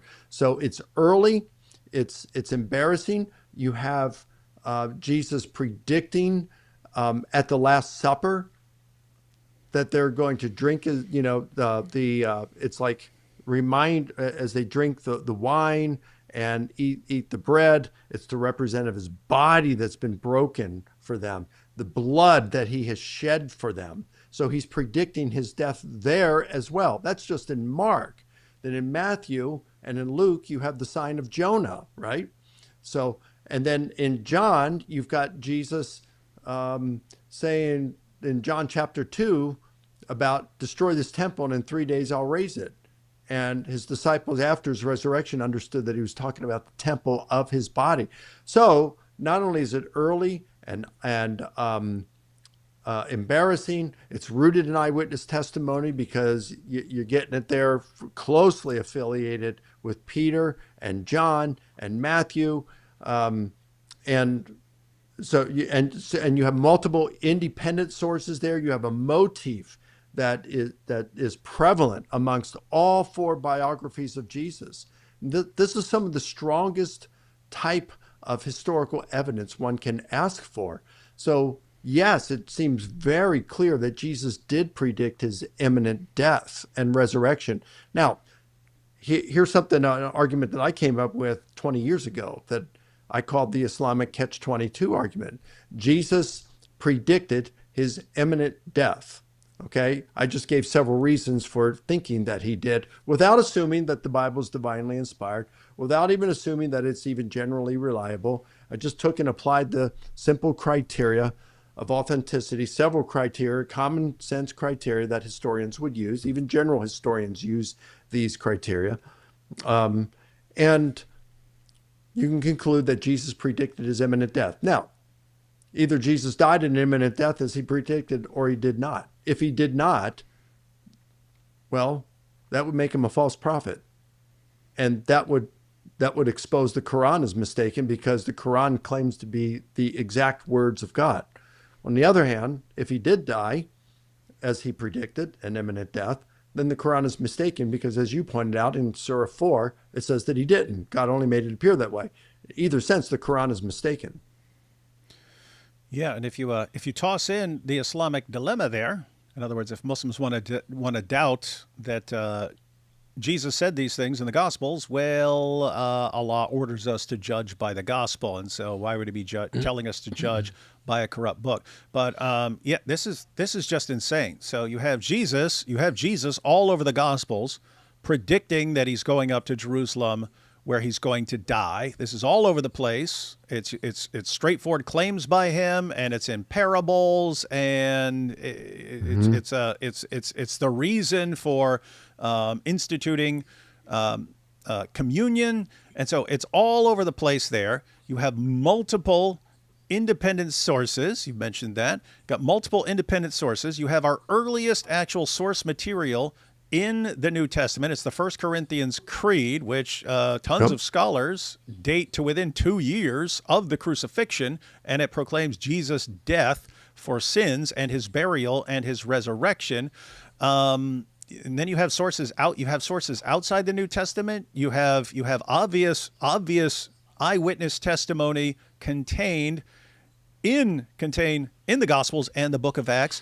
It's like if you set the bar so high that nope, this isn't a good historical case. Again, Korra, you can't show me anything in Islam that can stand up to that level of scrutiny. You don't even have a source within the first century of Islam. You got nothing. So if you're going to be skeptical about this and the best known fact about Jesus from all these sources, great. Don't ever, ever, ever tell us you know anything about your fake prophet.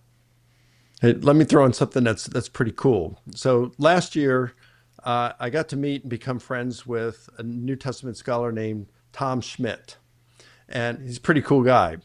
And he came out, I think it was just last year, with an academic monograph published by Oxford University Press on the Testimonium Flavianum. That's the famous passage in Antiquities, Josephus, Antiquities of the Jews, Book 18, Section 63, where he mentions Jesus, that he performed astonishing deeds, that he gained followers from the Jews and the Gentiles, that Pilate at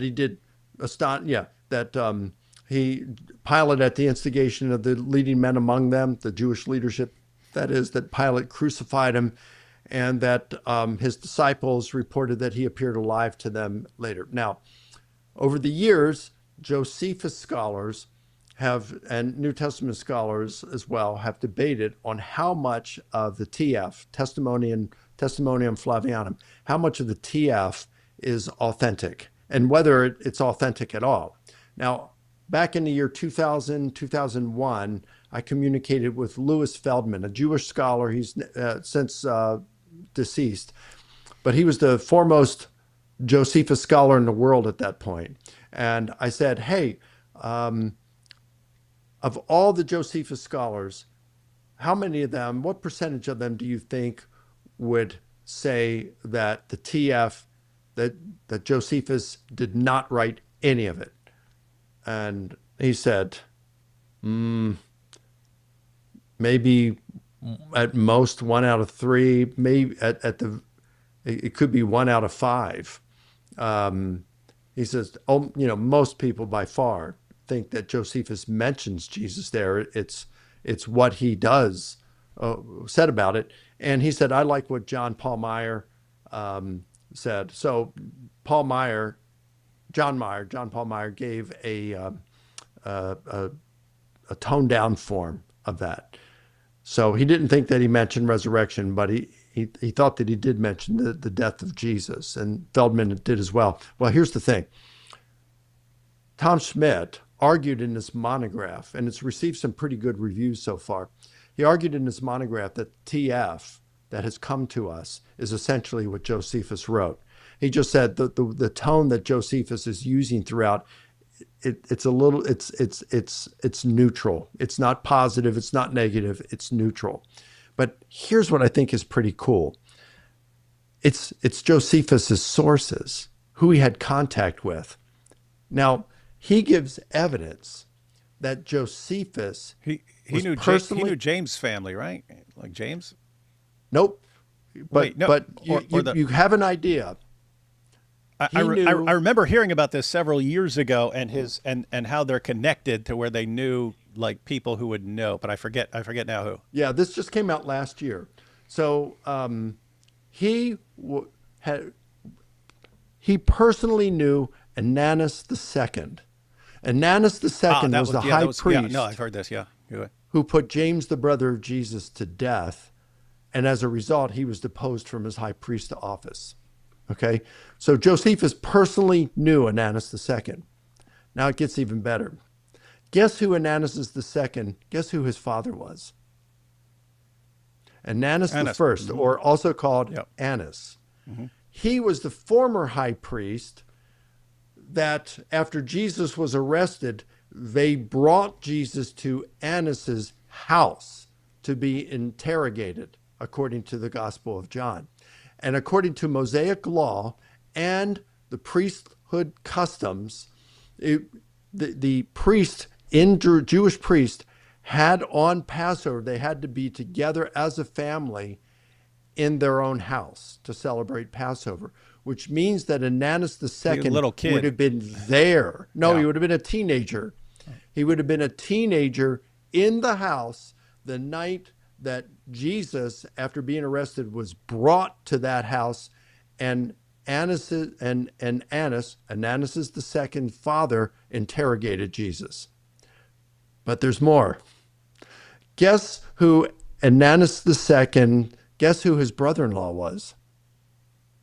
Caiaphas, the high priest who put Jesus to death, who turned him over, condemned Jesus, and then turned him over to Pilate and told him he needed to put him to death. So Josephus, look how close he was to the very people, the three most arch enemies of Jesus and his disciples. That is who Josephus knew or was one step away from them. That is an extraordinary finding that Schmidt made, that it's like, wow. So when he reports the death of Jesus, think of who his source were. He's got his friend Ananus II, who hated Jesus and the Christians and put his brother James to death. It's amazing. And this same Josephus reports the death of Jesus as well as the death of James, his brother. But Korra says no. Yeah, I don't think we want to get through too much more of this, Mike.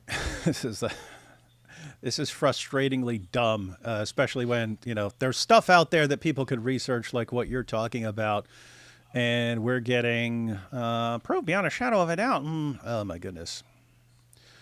Well, let's see if she comes up with anything interesting right now. Other than that, we'll probably wrap it up.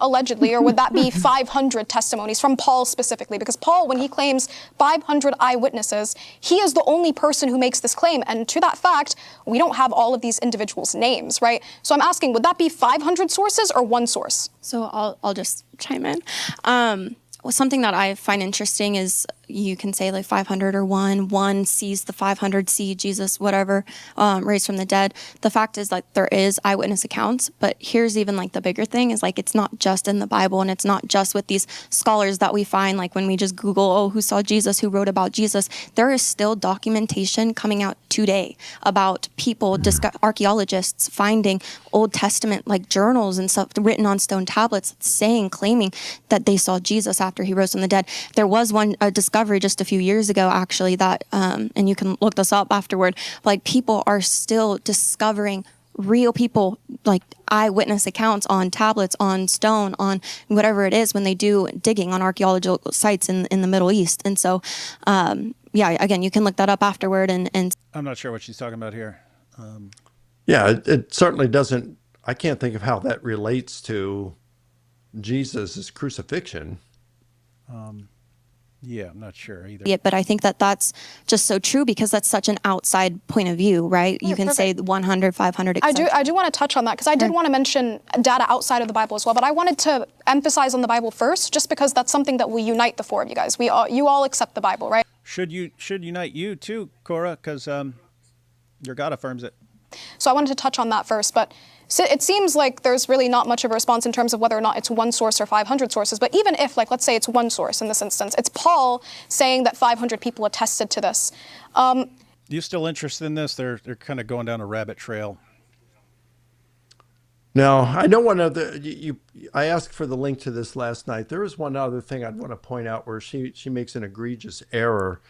She says the first manuscript we have of either the New Testament or something that mentions the death of Jesus is post-10th century, which would make it post-Islam. And so therefore, it's not credible. Not only is that false, it's not even close to being true. So I did a little bit, I have a book that was put out by Charles Hill and Michael Kruger on the earliest manuscripts of the New Testament. And then I looked at some others as well. You've got the Codex Vaticanus and Codex Sinaiticus, both of which contain the entire New Testament, all the Gospels, all the writings of Paul, everything in our New Testament, and even more are in those two manuscripts. They are dated to the middle of the 4th century. In fact, Codex Vaticanus may be even a little bit before that, a little bit earlier. So you've got those. Then you have Codex Alexandrinus. That has virtually all of the New Testament, and it has absolutely has all of the the passion and resurrection narratives in the Gospels and has a lot of the stuff that it's missing just like 3 parts or something like that, and none of it really would negate it. It still has all the claims that Jesus died by crucifixion and rose from the dead, and that is in the 5th century. You've got in Paul's writings, you've got 2 manuscripts that date to around the year 200, and those manuscripts do contain him saying that Christ died, or that he was crucified, or that he rose from the dead. In fact, the Creed, the oral tradition in 1 Corinthians 15 verses, I think that one contains just verses 3 through 6 in it, still has his death, burial, resurrection, and a number of the appearances. That's in there. It's dated to the year 200. And I could name many more that are dated to the 3rd and 4th century. So, I mean, and that's relatively recent for the ancient literature. When you look at things like the Roman literature, I've got a book on my shelf. It's a $400 book. The title is Text and Transmission. I think a guy named Edwards is the editor for it. And it lists all the ancient Latin writings. There's 99 of them, less authors, but between them, there are 99 writings. And he says in the introduction that for all of those, the number of manuscripts that they use to create a critical Latin text for all of these, there are only about 1,700 manuscripts, and most of them, by far, most of them date between the 9th and 16th centuries. I mean, you know, you're talking about writings that are from the 1st century BC, maybe even a little bit earlier, to maybe the 4th or 5th century. And the earliest are, well, you've got a few fragments, but other than that, most of them date between the 9th and 16th centuries. I'll just give you one example, the writing of Tacitus's Annals of Rome. And he's considered probably to be the greatest Roman historian. Yeah, we've got a number of manuscripts, but they can all be traced back to 2 manuscripts. And one is dated to the year, I think it's 850, and another one, I think it's 1050, something like that. 2 manuscripts. And he's writing in the early 2nd century. And the earliest manuscript we have is the 7th century. The 9th century.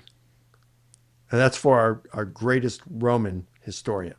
So it's not unusual to have late manuscripts. But like I said, just for the death and resurrection of Jesus, we've got a bunch of them that date to the year 200 and to the 3rd and 4th century and 5th century.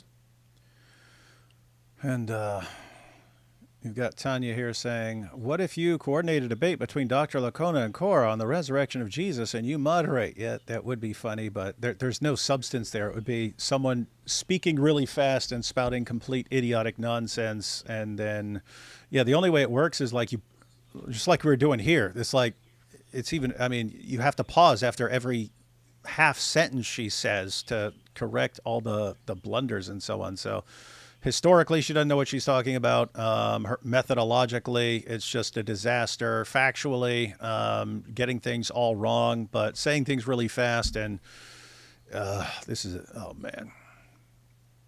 Yeah, sorry, Mike, this got old real quick. That's all right. I like to stay in my own lane. Just stay to my kind of research and stuff. And yeah, I like to debate atheists and agnostics. They just come with, I think, some better arguments. They're not so much concerned about rhetoric as they are substance. And I found over the years, it just seems that Muslims are more concerned about rhetoric than they are substance. Yeah, no question there. But yeah, like even someone like Shabir is going to be light years ahead of her in terms of actually knowing what he's talking about, even if he's wrong and he's trying to get at a similar conclusion. You would never see Shabir like just spouting complete nonsense like this over and over again. Or saying, beyond a shadow of a doubt, beyond a shadow of a doubt. Oh boy, this is bad. Take these last super chats. And first correction, it's from yesterday. You said yesterday that the average Muslim isn't familiar with the Yajuj story. This story is actually well known, so my claim still stands. You said well known. I said the average Muslim doesn't know it. That something can be well known by people. and your average Muslim doesn't know it. And I'm saying this because if you talk to an average Muslim, they know Surat al-Fatiha and a couple of other passages. And other than that, they have absolutely no clue what I'm talking about. Here's my jizya. Goodness gracious. His mother was there at the cross, John 19:25. Yeah, that's the thing. It's like, it's all over the place. It was a public event. It was a public event according to the Quran itself, even though the Quran is claiming that it was a mere illusion cast by the Arabian version of Loki. Why do they want to deny it? That's just how desperate they are. That's funny. That's Ida. Korra's ruled that history is naturalistic, and oh yeah, I did recall that. She was saying, nope, historians, you can't. There can't be anything supernatural. Oh yeah, it was because of the prophecy. Someone brought up the Isaiah 53 prophecy, and she said, no, that would be something miraculous, and historians wouldn't grant that. You've done a lot of work. You've done a lot of work in this, Mike. What are your thoughts on that sort of thing? Well, today I would say the majority of practicing historians, philosophers of history, even biblical scholars would say that historians are not within the rights to investigate miracle claims, and because they can only look at natural things, they don't have the tools to detect God. So you have like Bart Ehrman, he'll say it in a couple of different ways. He'll say if the resurrection happened to be a miracle by its very definition is the least probable explanation. Historians can only look at the most probable, therefore they can never affirm that a miracle hypothesis occurred. And that's one way he'd put it. I would say to that, well, when you say a miracle is the least probable explanation, answer me least probable in reference to what? Because if you're saying least probable by natural causes, I would agree that an event that of coming back to life by natural causes, if that's what you want to call a miracle, that is the least probable explanation. After being executed, come back to life by natural causes. But I wouldn't call that a miracle. If you're saying a miracle is the least probable explanation, and I'm saying least probable in reference to what? Because if God existed and wants to raise Jesus, then it becomes the most probable explanation. So either way, I think that you haven't thought through enough what you mean by least probable explanation. Now, if you want to take all that, Ehrman seemed to be like influenced by Hume, which was just. That's right. I mean, I actually like Hume. I disagree with a lot of things he said, like in his dialogues concerning natural religion. But I mean, I love Hume and his argumentation and writing style. But on that issue, it was just a disaster. I mean, he had to for his argument to work, he had to assume a universal human testimony against miracles. In other words, he assumed that no miracle has ever occurred, and then pointed out that if someone comes to you and says something miraculous happened, well, since there is unanimous human experience against miracles, it would be the least probable. You're assuming from the beginning that no one has ever witnessed a miracle in your argument against a miracle. And it's funny because Craig Keener, you know him, he actually did he pointed out in his book on miracles the Pew Research study where they looked at one Christian denomination in 10 countries and asked how many people believe that they have witnessed a miracle in their lives.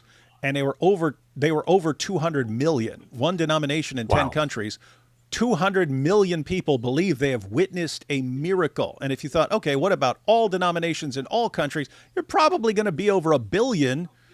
And Hume just takes for granted no one's ever witnessed a miracle. Okay, well that's just what terrible. If 99% of them are wrong? Yeah, you still have a lot. Yeah. So, anyways, that's super sloppy, and but it did become popular, and it's just normal part of a philosophy class to read that. And if you don't actually look at what the actual evidence is, it seems like a good argument, but people absorbed it and they didn't realize how stupid it was. Well, let me throw out one other thing. I think that we can embrace. I have some sympathy for a portion of that argument.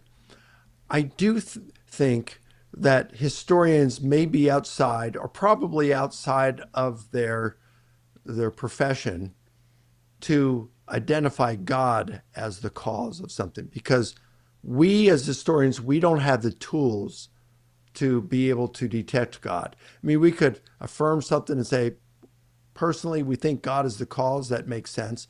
But we don't have the tools as historians to affirm it. So let me give an analogy I'm fond of.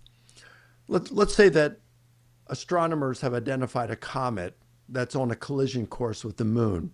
And through mathematical calculations, they arrive at the conclusion that it's going to crash into the moon on a certain day and time. And when that moment arrives, they've got space telescopes zoomed in on the lunar surface, and boom, they see it happen. And as the lunar dust settles, they notice a message written on the moon's surface, and it says, Jesus is Lord, and it's written in Hebrew and in Greek. Now, a good astronomer, a responsible scientist would say, wow, that's an extraordinary event. I don't have any plausible naturalistic explanation to account for how it happened. It would seem to suggest God's behind it, but as a scientist, I don't have the tools to be able to detect God as the cause. So I'm just going to have to be satisfied with affirming the occurrence of the event and leaving the cause undetermined. Now, a bad scientist would say, wow, that's an extraordinary event. I have no plausible naturalistic explanations for it. It would seem to suggest that God did it, but as a scientist, I don't have the tools to affirm or detect God as the cause. So I can't even say that the event occurred, despite all the evidence I have before me that it did. Now, we'd say that's crazy, but that's exactly what those historians and biblical scholars who are refusing to look at miracle claims historically are doing. I think what we can do when it comes to, say, the resurrection of Jesus is we can look at the evidence and say, wow, it looks like something extraordinary happened. He was dead and then he was alive. That's the best historical explanation. Jesus predicted he would rise from the dead. It looks like he did. They interpreted it as resurrection. Of course, I don't have the tools of a historian to be able to detect God or make theological statements about this, to affirm the theology behind it. But I can affirm that he rose from the dead. I just can't go any further with it. I think that's completely legitimate to do something like that. I can still be a methodological naturalism. I'm performing historical method, doing history, and I can affirm the occurrence of the event while leaving the cause of the event undetermined. And those historians who don't like that, look, just because you can't stomach the implications of the conclusion doesn't mean you just say, well, you can't even arrive at that conclusion. Now you're weighing in with your worldview, not the evidence. And bad philosophy corrupts good history. Yeah, it does, and that's kind of all over the. You can even see how Hume influenced scientists. There's a Richard Dawkins clip with him and Peter Boghossian where Boghossian said, what would convince you that God exists? Like, what could happen? And Dawkins said, I if you'd asked me years ago, I would have said some big booming voice saying, Richard Dawkins, believe in me. But I've since come to realize that if I heard that, I would just assume it's a hallucination, so it wouldn't work. And so he said that, but then they kept rolling with it. And he got to the point where he said, even if God wrote a message in the stars, believe in me, Richard Dawkins, he would still just sooner attribute it to aliens than to God. There's powerful aliens writing things out in the stars. And so he's kind of doing what any naturalistic explanation would be better than a miraculous explanation. But what's weird here is like this right here, now that I look at it a little more, so this comes up when someone points out Isaiah 53. She goes, but historians would reject that because they can't believe in prophecy and so on. Well, historians could say that there was the prophecy, they would all grant that there is. You have the prophecy made and seems to line up pretty well. And then as a Muslim, you should take the prophecy seriously since your God affirms our scriptures and so on. And then you see it happening. But what was interesting right there is she's sitting there ruling, oh, no, historians would reject miraculous accounts. Okay, well, the biblical accounts, Jesus dies by crucifixion. The resurrection's miraculous, but the crucifixion is just a Roman crucifixion. If you want to go to the 2nd century and go with Basilides, okay, now he has Jesus miraculously disguising someone else and then miraculously disguising himself. And so guess what? They wouldn't take that seriously, right, Korra? And that's what the document. Oh, and they definitely would never take Surah 4, verse 157 seriously, right? Right, Korra? Like not even potentially. In other words, given the methodology that you say is standard among historians, no historian could ever accept that account, right? And never should. And so I don't know. I don't know what to do, Mike. I don't know what to do. It's just, Dawa's dumb, and it destroys your brain. And it's almost like the Dawa people. That's like they're just trying to wear you down with stupid nonsense to the point where you just, I'm so sick of this. I'm leaving, so that you walk away and just it's too stupid. It's too stupid to deal with. And then they go, you see, everyone's running from our powerful Dawa. Bad stuff, man. Well, I'm really glad that you're doing what you're doing, David. Yeah, I'll keep up with it. But it is cool. We need people like you. No, it is cool because back in the day, there was only a few people doing it, and now there's a ton. So these are actually good times. I keep telling all the young people they need to be happy because it sucked 20 years ago doing this stuff. Hey, Dawood, you should react to Destroyer of Sunnis, Malik, and the 7 Qurans. Oh, that's interesting. I will screenshot this because that sounds interesting. Yeah, Mike, Malik that's the guy who doxed a bunch of us earlier this year, and Korra is his protege, so she's super, super good person. Is Licona being a Bayesian right now? Come on, no. Dan. Come on, Dan. I'm not a Bayesian. We're all a little Bayesian. Yeah, I think, it's like Bayes' theorem has pretty much 3 elements to it. And I think that historical investigation can count 2 of them. The problem is you or involve 2 of them. The problem is 1/3 of Bayesian, assessment is the prior probability. How do you assess the prior probability of something like Jesus's resurrection? I was talking to Greg Cavan. We were debating about this years ago. He's a philosopher, and he wanted to use Bayes' theorem to be able to reject the resurrection. And I said, well, 1/3 of that calculation is the prior probability. And you just don't really do that in historical investigation. It's kind of like, what's the prior probability of the U.S. dropping nukes on Japan in World War II? Now we got the posterior probability. We can look at the evidence and say, well, the probability is 1. It's 100% that we did it. We got good evidence. What's the prior probability? All right. That's like when you look at based on the background knowledge, what's the prior probability that you're going to win the lottery big? Well, it's about 1 in half a billion, right? Somewhere around that.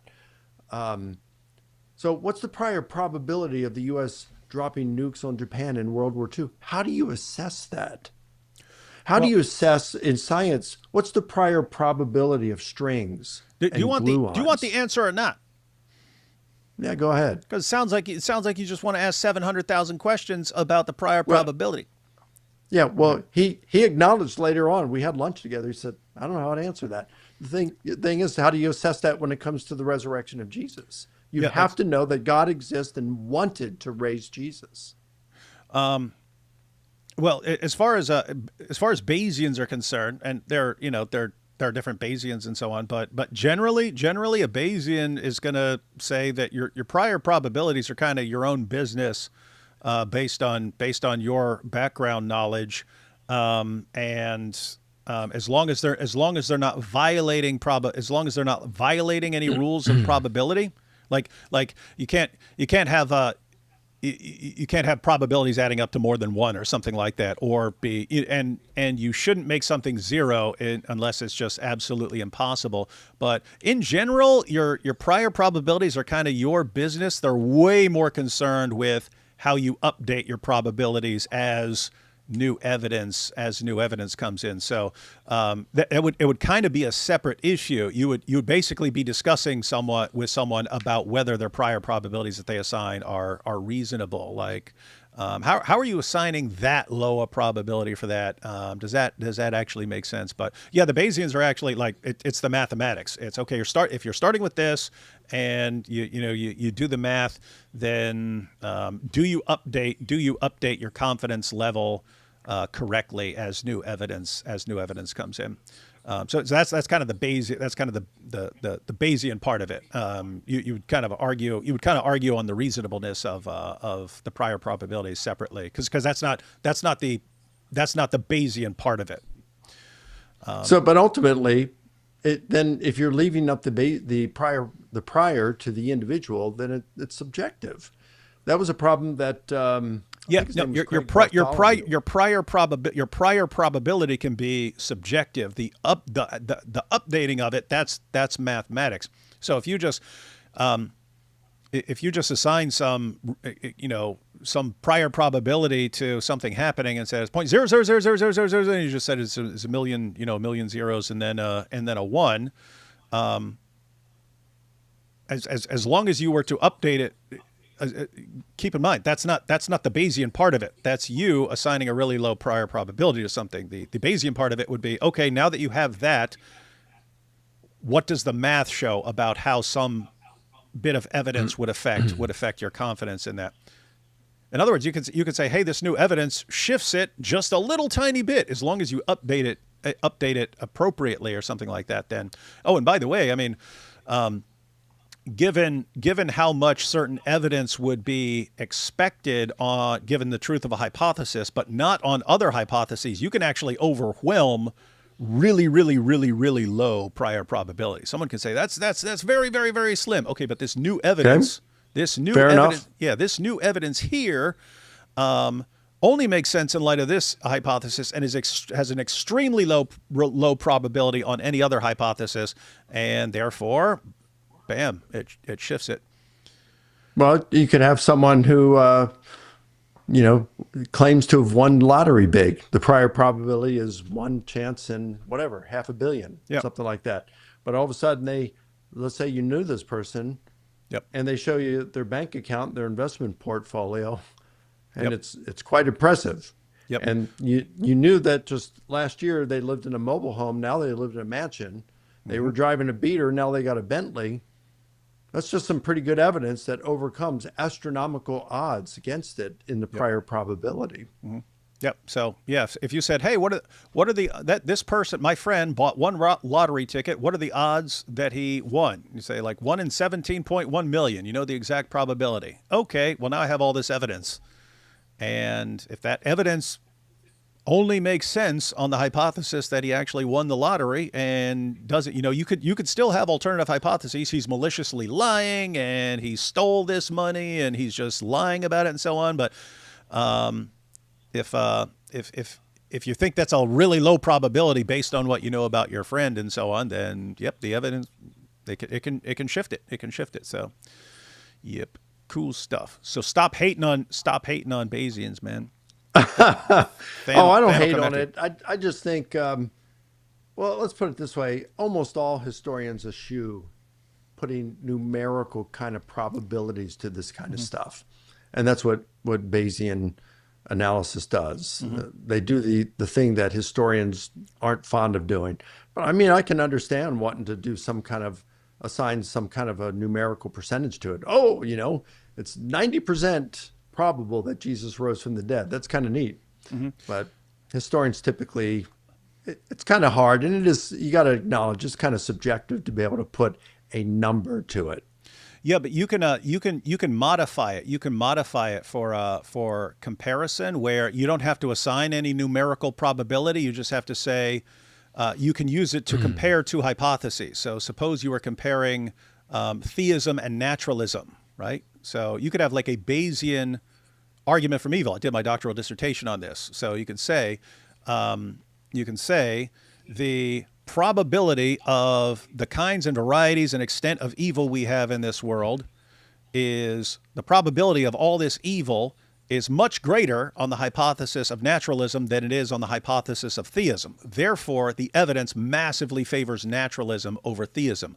Or you can make a theistic argument. You could say, if you're comparing two hypotheses, theism and naturalism, and you talk about design or something like that, design in nature, fine-tuning of the cosmos, you say that evidence is much more probable on the assumption that theism is true than on the assumption that naturalism is true, and therefore the evidence massively favors theism over naturalism. So you have ways like that don't require actual inserting specific numbers. Yeah, I would refer to that as explanatory power.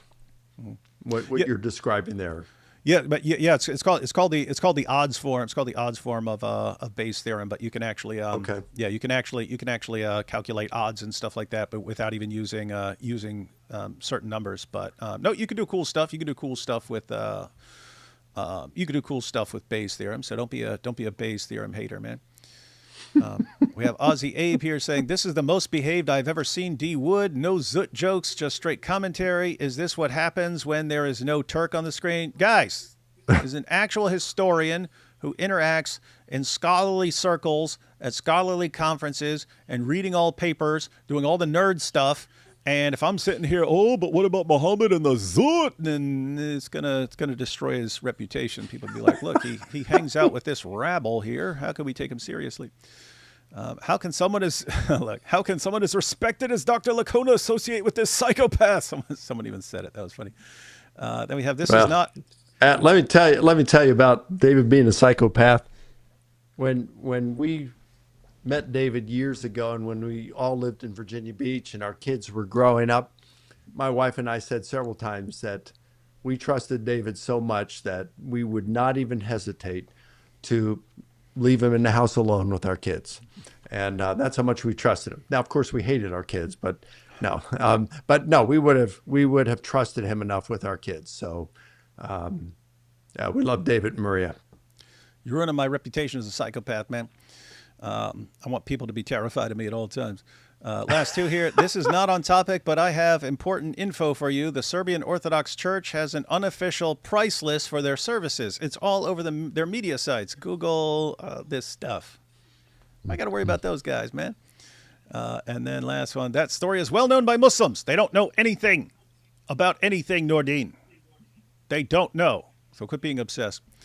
All right, Mike. Final thoughts on Dawa responses. Has Korra shaken your confidence in the historical evidence for Jesus' death by crucifixion? And as Dawa spreads, do you think, Bart Ehrman and all these other guys are going to be like, wow, I never thought of that. Maybe we need to rethink our claims about the indisputability of Jesus' death by crucifixion?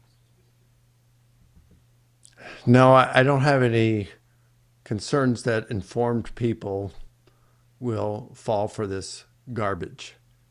But I do fear that people who are just unknown, they don't know about this stuff. They just haven't spent any time with it. And that's most people, at least here in the United States, that they'll hear this and they'll be gullible because they don't know any better. Because they spend their time on social media all the time and they're not reading, they're not, people used to really get into this kind of stuff more. They were, in the past, they were more educated on a number of things, critical thinking and things like this. People don't think critically anymore, for the most part, the average layperson. So I fear that this kind of stuff, this false propaganda, will mislead a lot of people. So I'm really thankful for the ministries like that you have and Michael Jones, and I've become familiar with God Logic recently, and your friend, the guy who used to be Apostate Prophet. He still goes by Apostate Prophet. Okay, so all those and all of those you guys who are involved in this and exposing the falsehoods of Islam, I'm very grateful to the Lord for your ministries. So keep up the good work, brother. Yeah, that was actually an important point, guys. It's what Korra's doing right here is not going to persuade any informed, intelligent person who knows anything about history. But guess what? Most people aren't in that category. You have tons of people who don't know about history. You have tons of stupid people in the world. You have tons of gullible people in the world. And so those are the people that Dawa targets. And so Mike's pointing out, guess what? That means we need people going around and dealing with that and informing people to keep them from falling for this stuff. And so guys, got to learn to respond to this stuff and keep doing it. Got the last two right here. David Wood is the kind of guy who would give Mike Winger a hug. Yeah, a bear hug until he passes out and I throw him off a bridge. And then what's the prior probability of D Wood being on time? You can actually calculate a prior probability in this. Like if you're going to judge. That's true. You could. Yeah. Yeah. If you're going to judge whether I'm going to be on time tomorrow, then you could go back through a bunch of my live streams, calculate how many times I'm on time. There have been a few, but rare, and you come up with an actual probability. So yeah, it works. All right, everyone. Thanks, Mike, for joining us. Yeah, guys. Sometimes we go all the way through them. Sometimes it's just too. It's going to take 6 hours if you can't go one sentence without stopping because she said something false or dumb. But yeah, maybe better luck next time. But this is Dawa, guys. This is Dawa.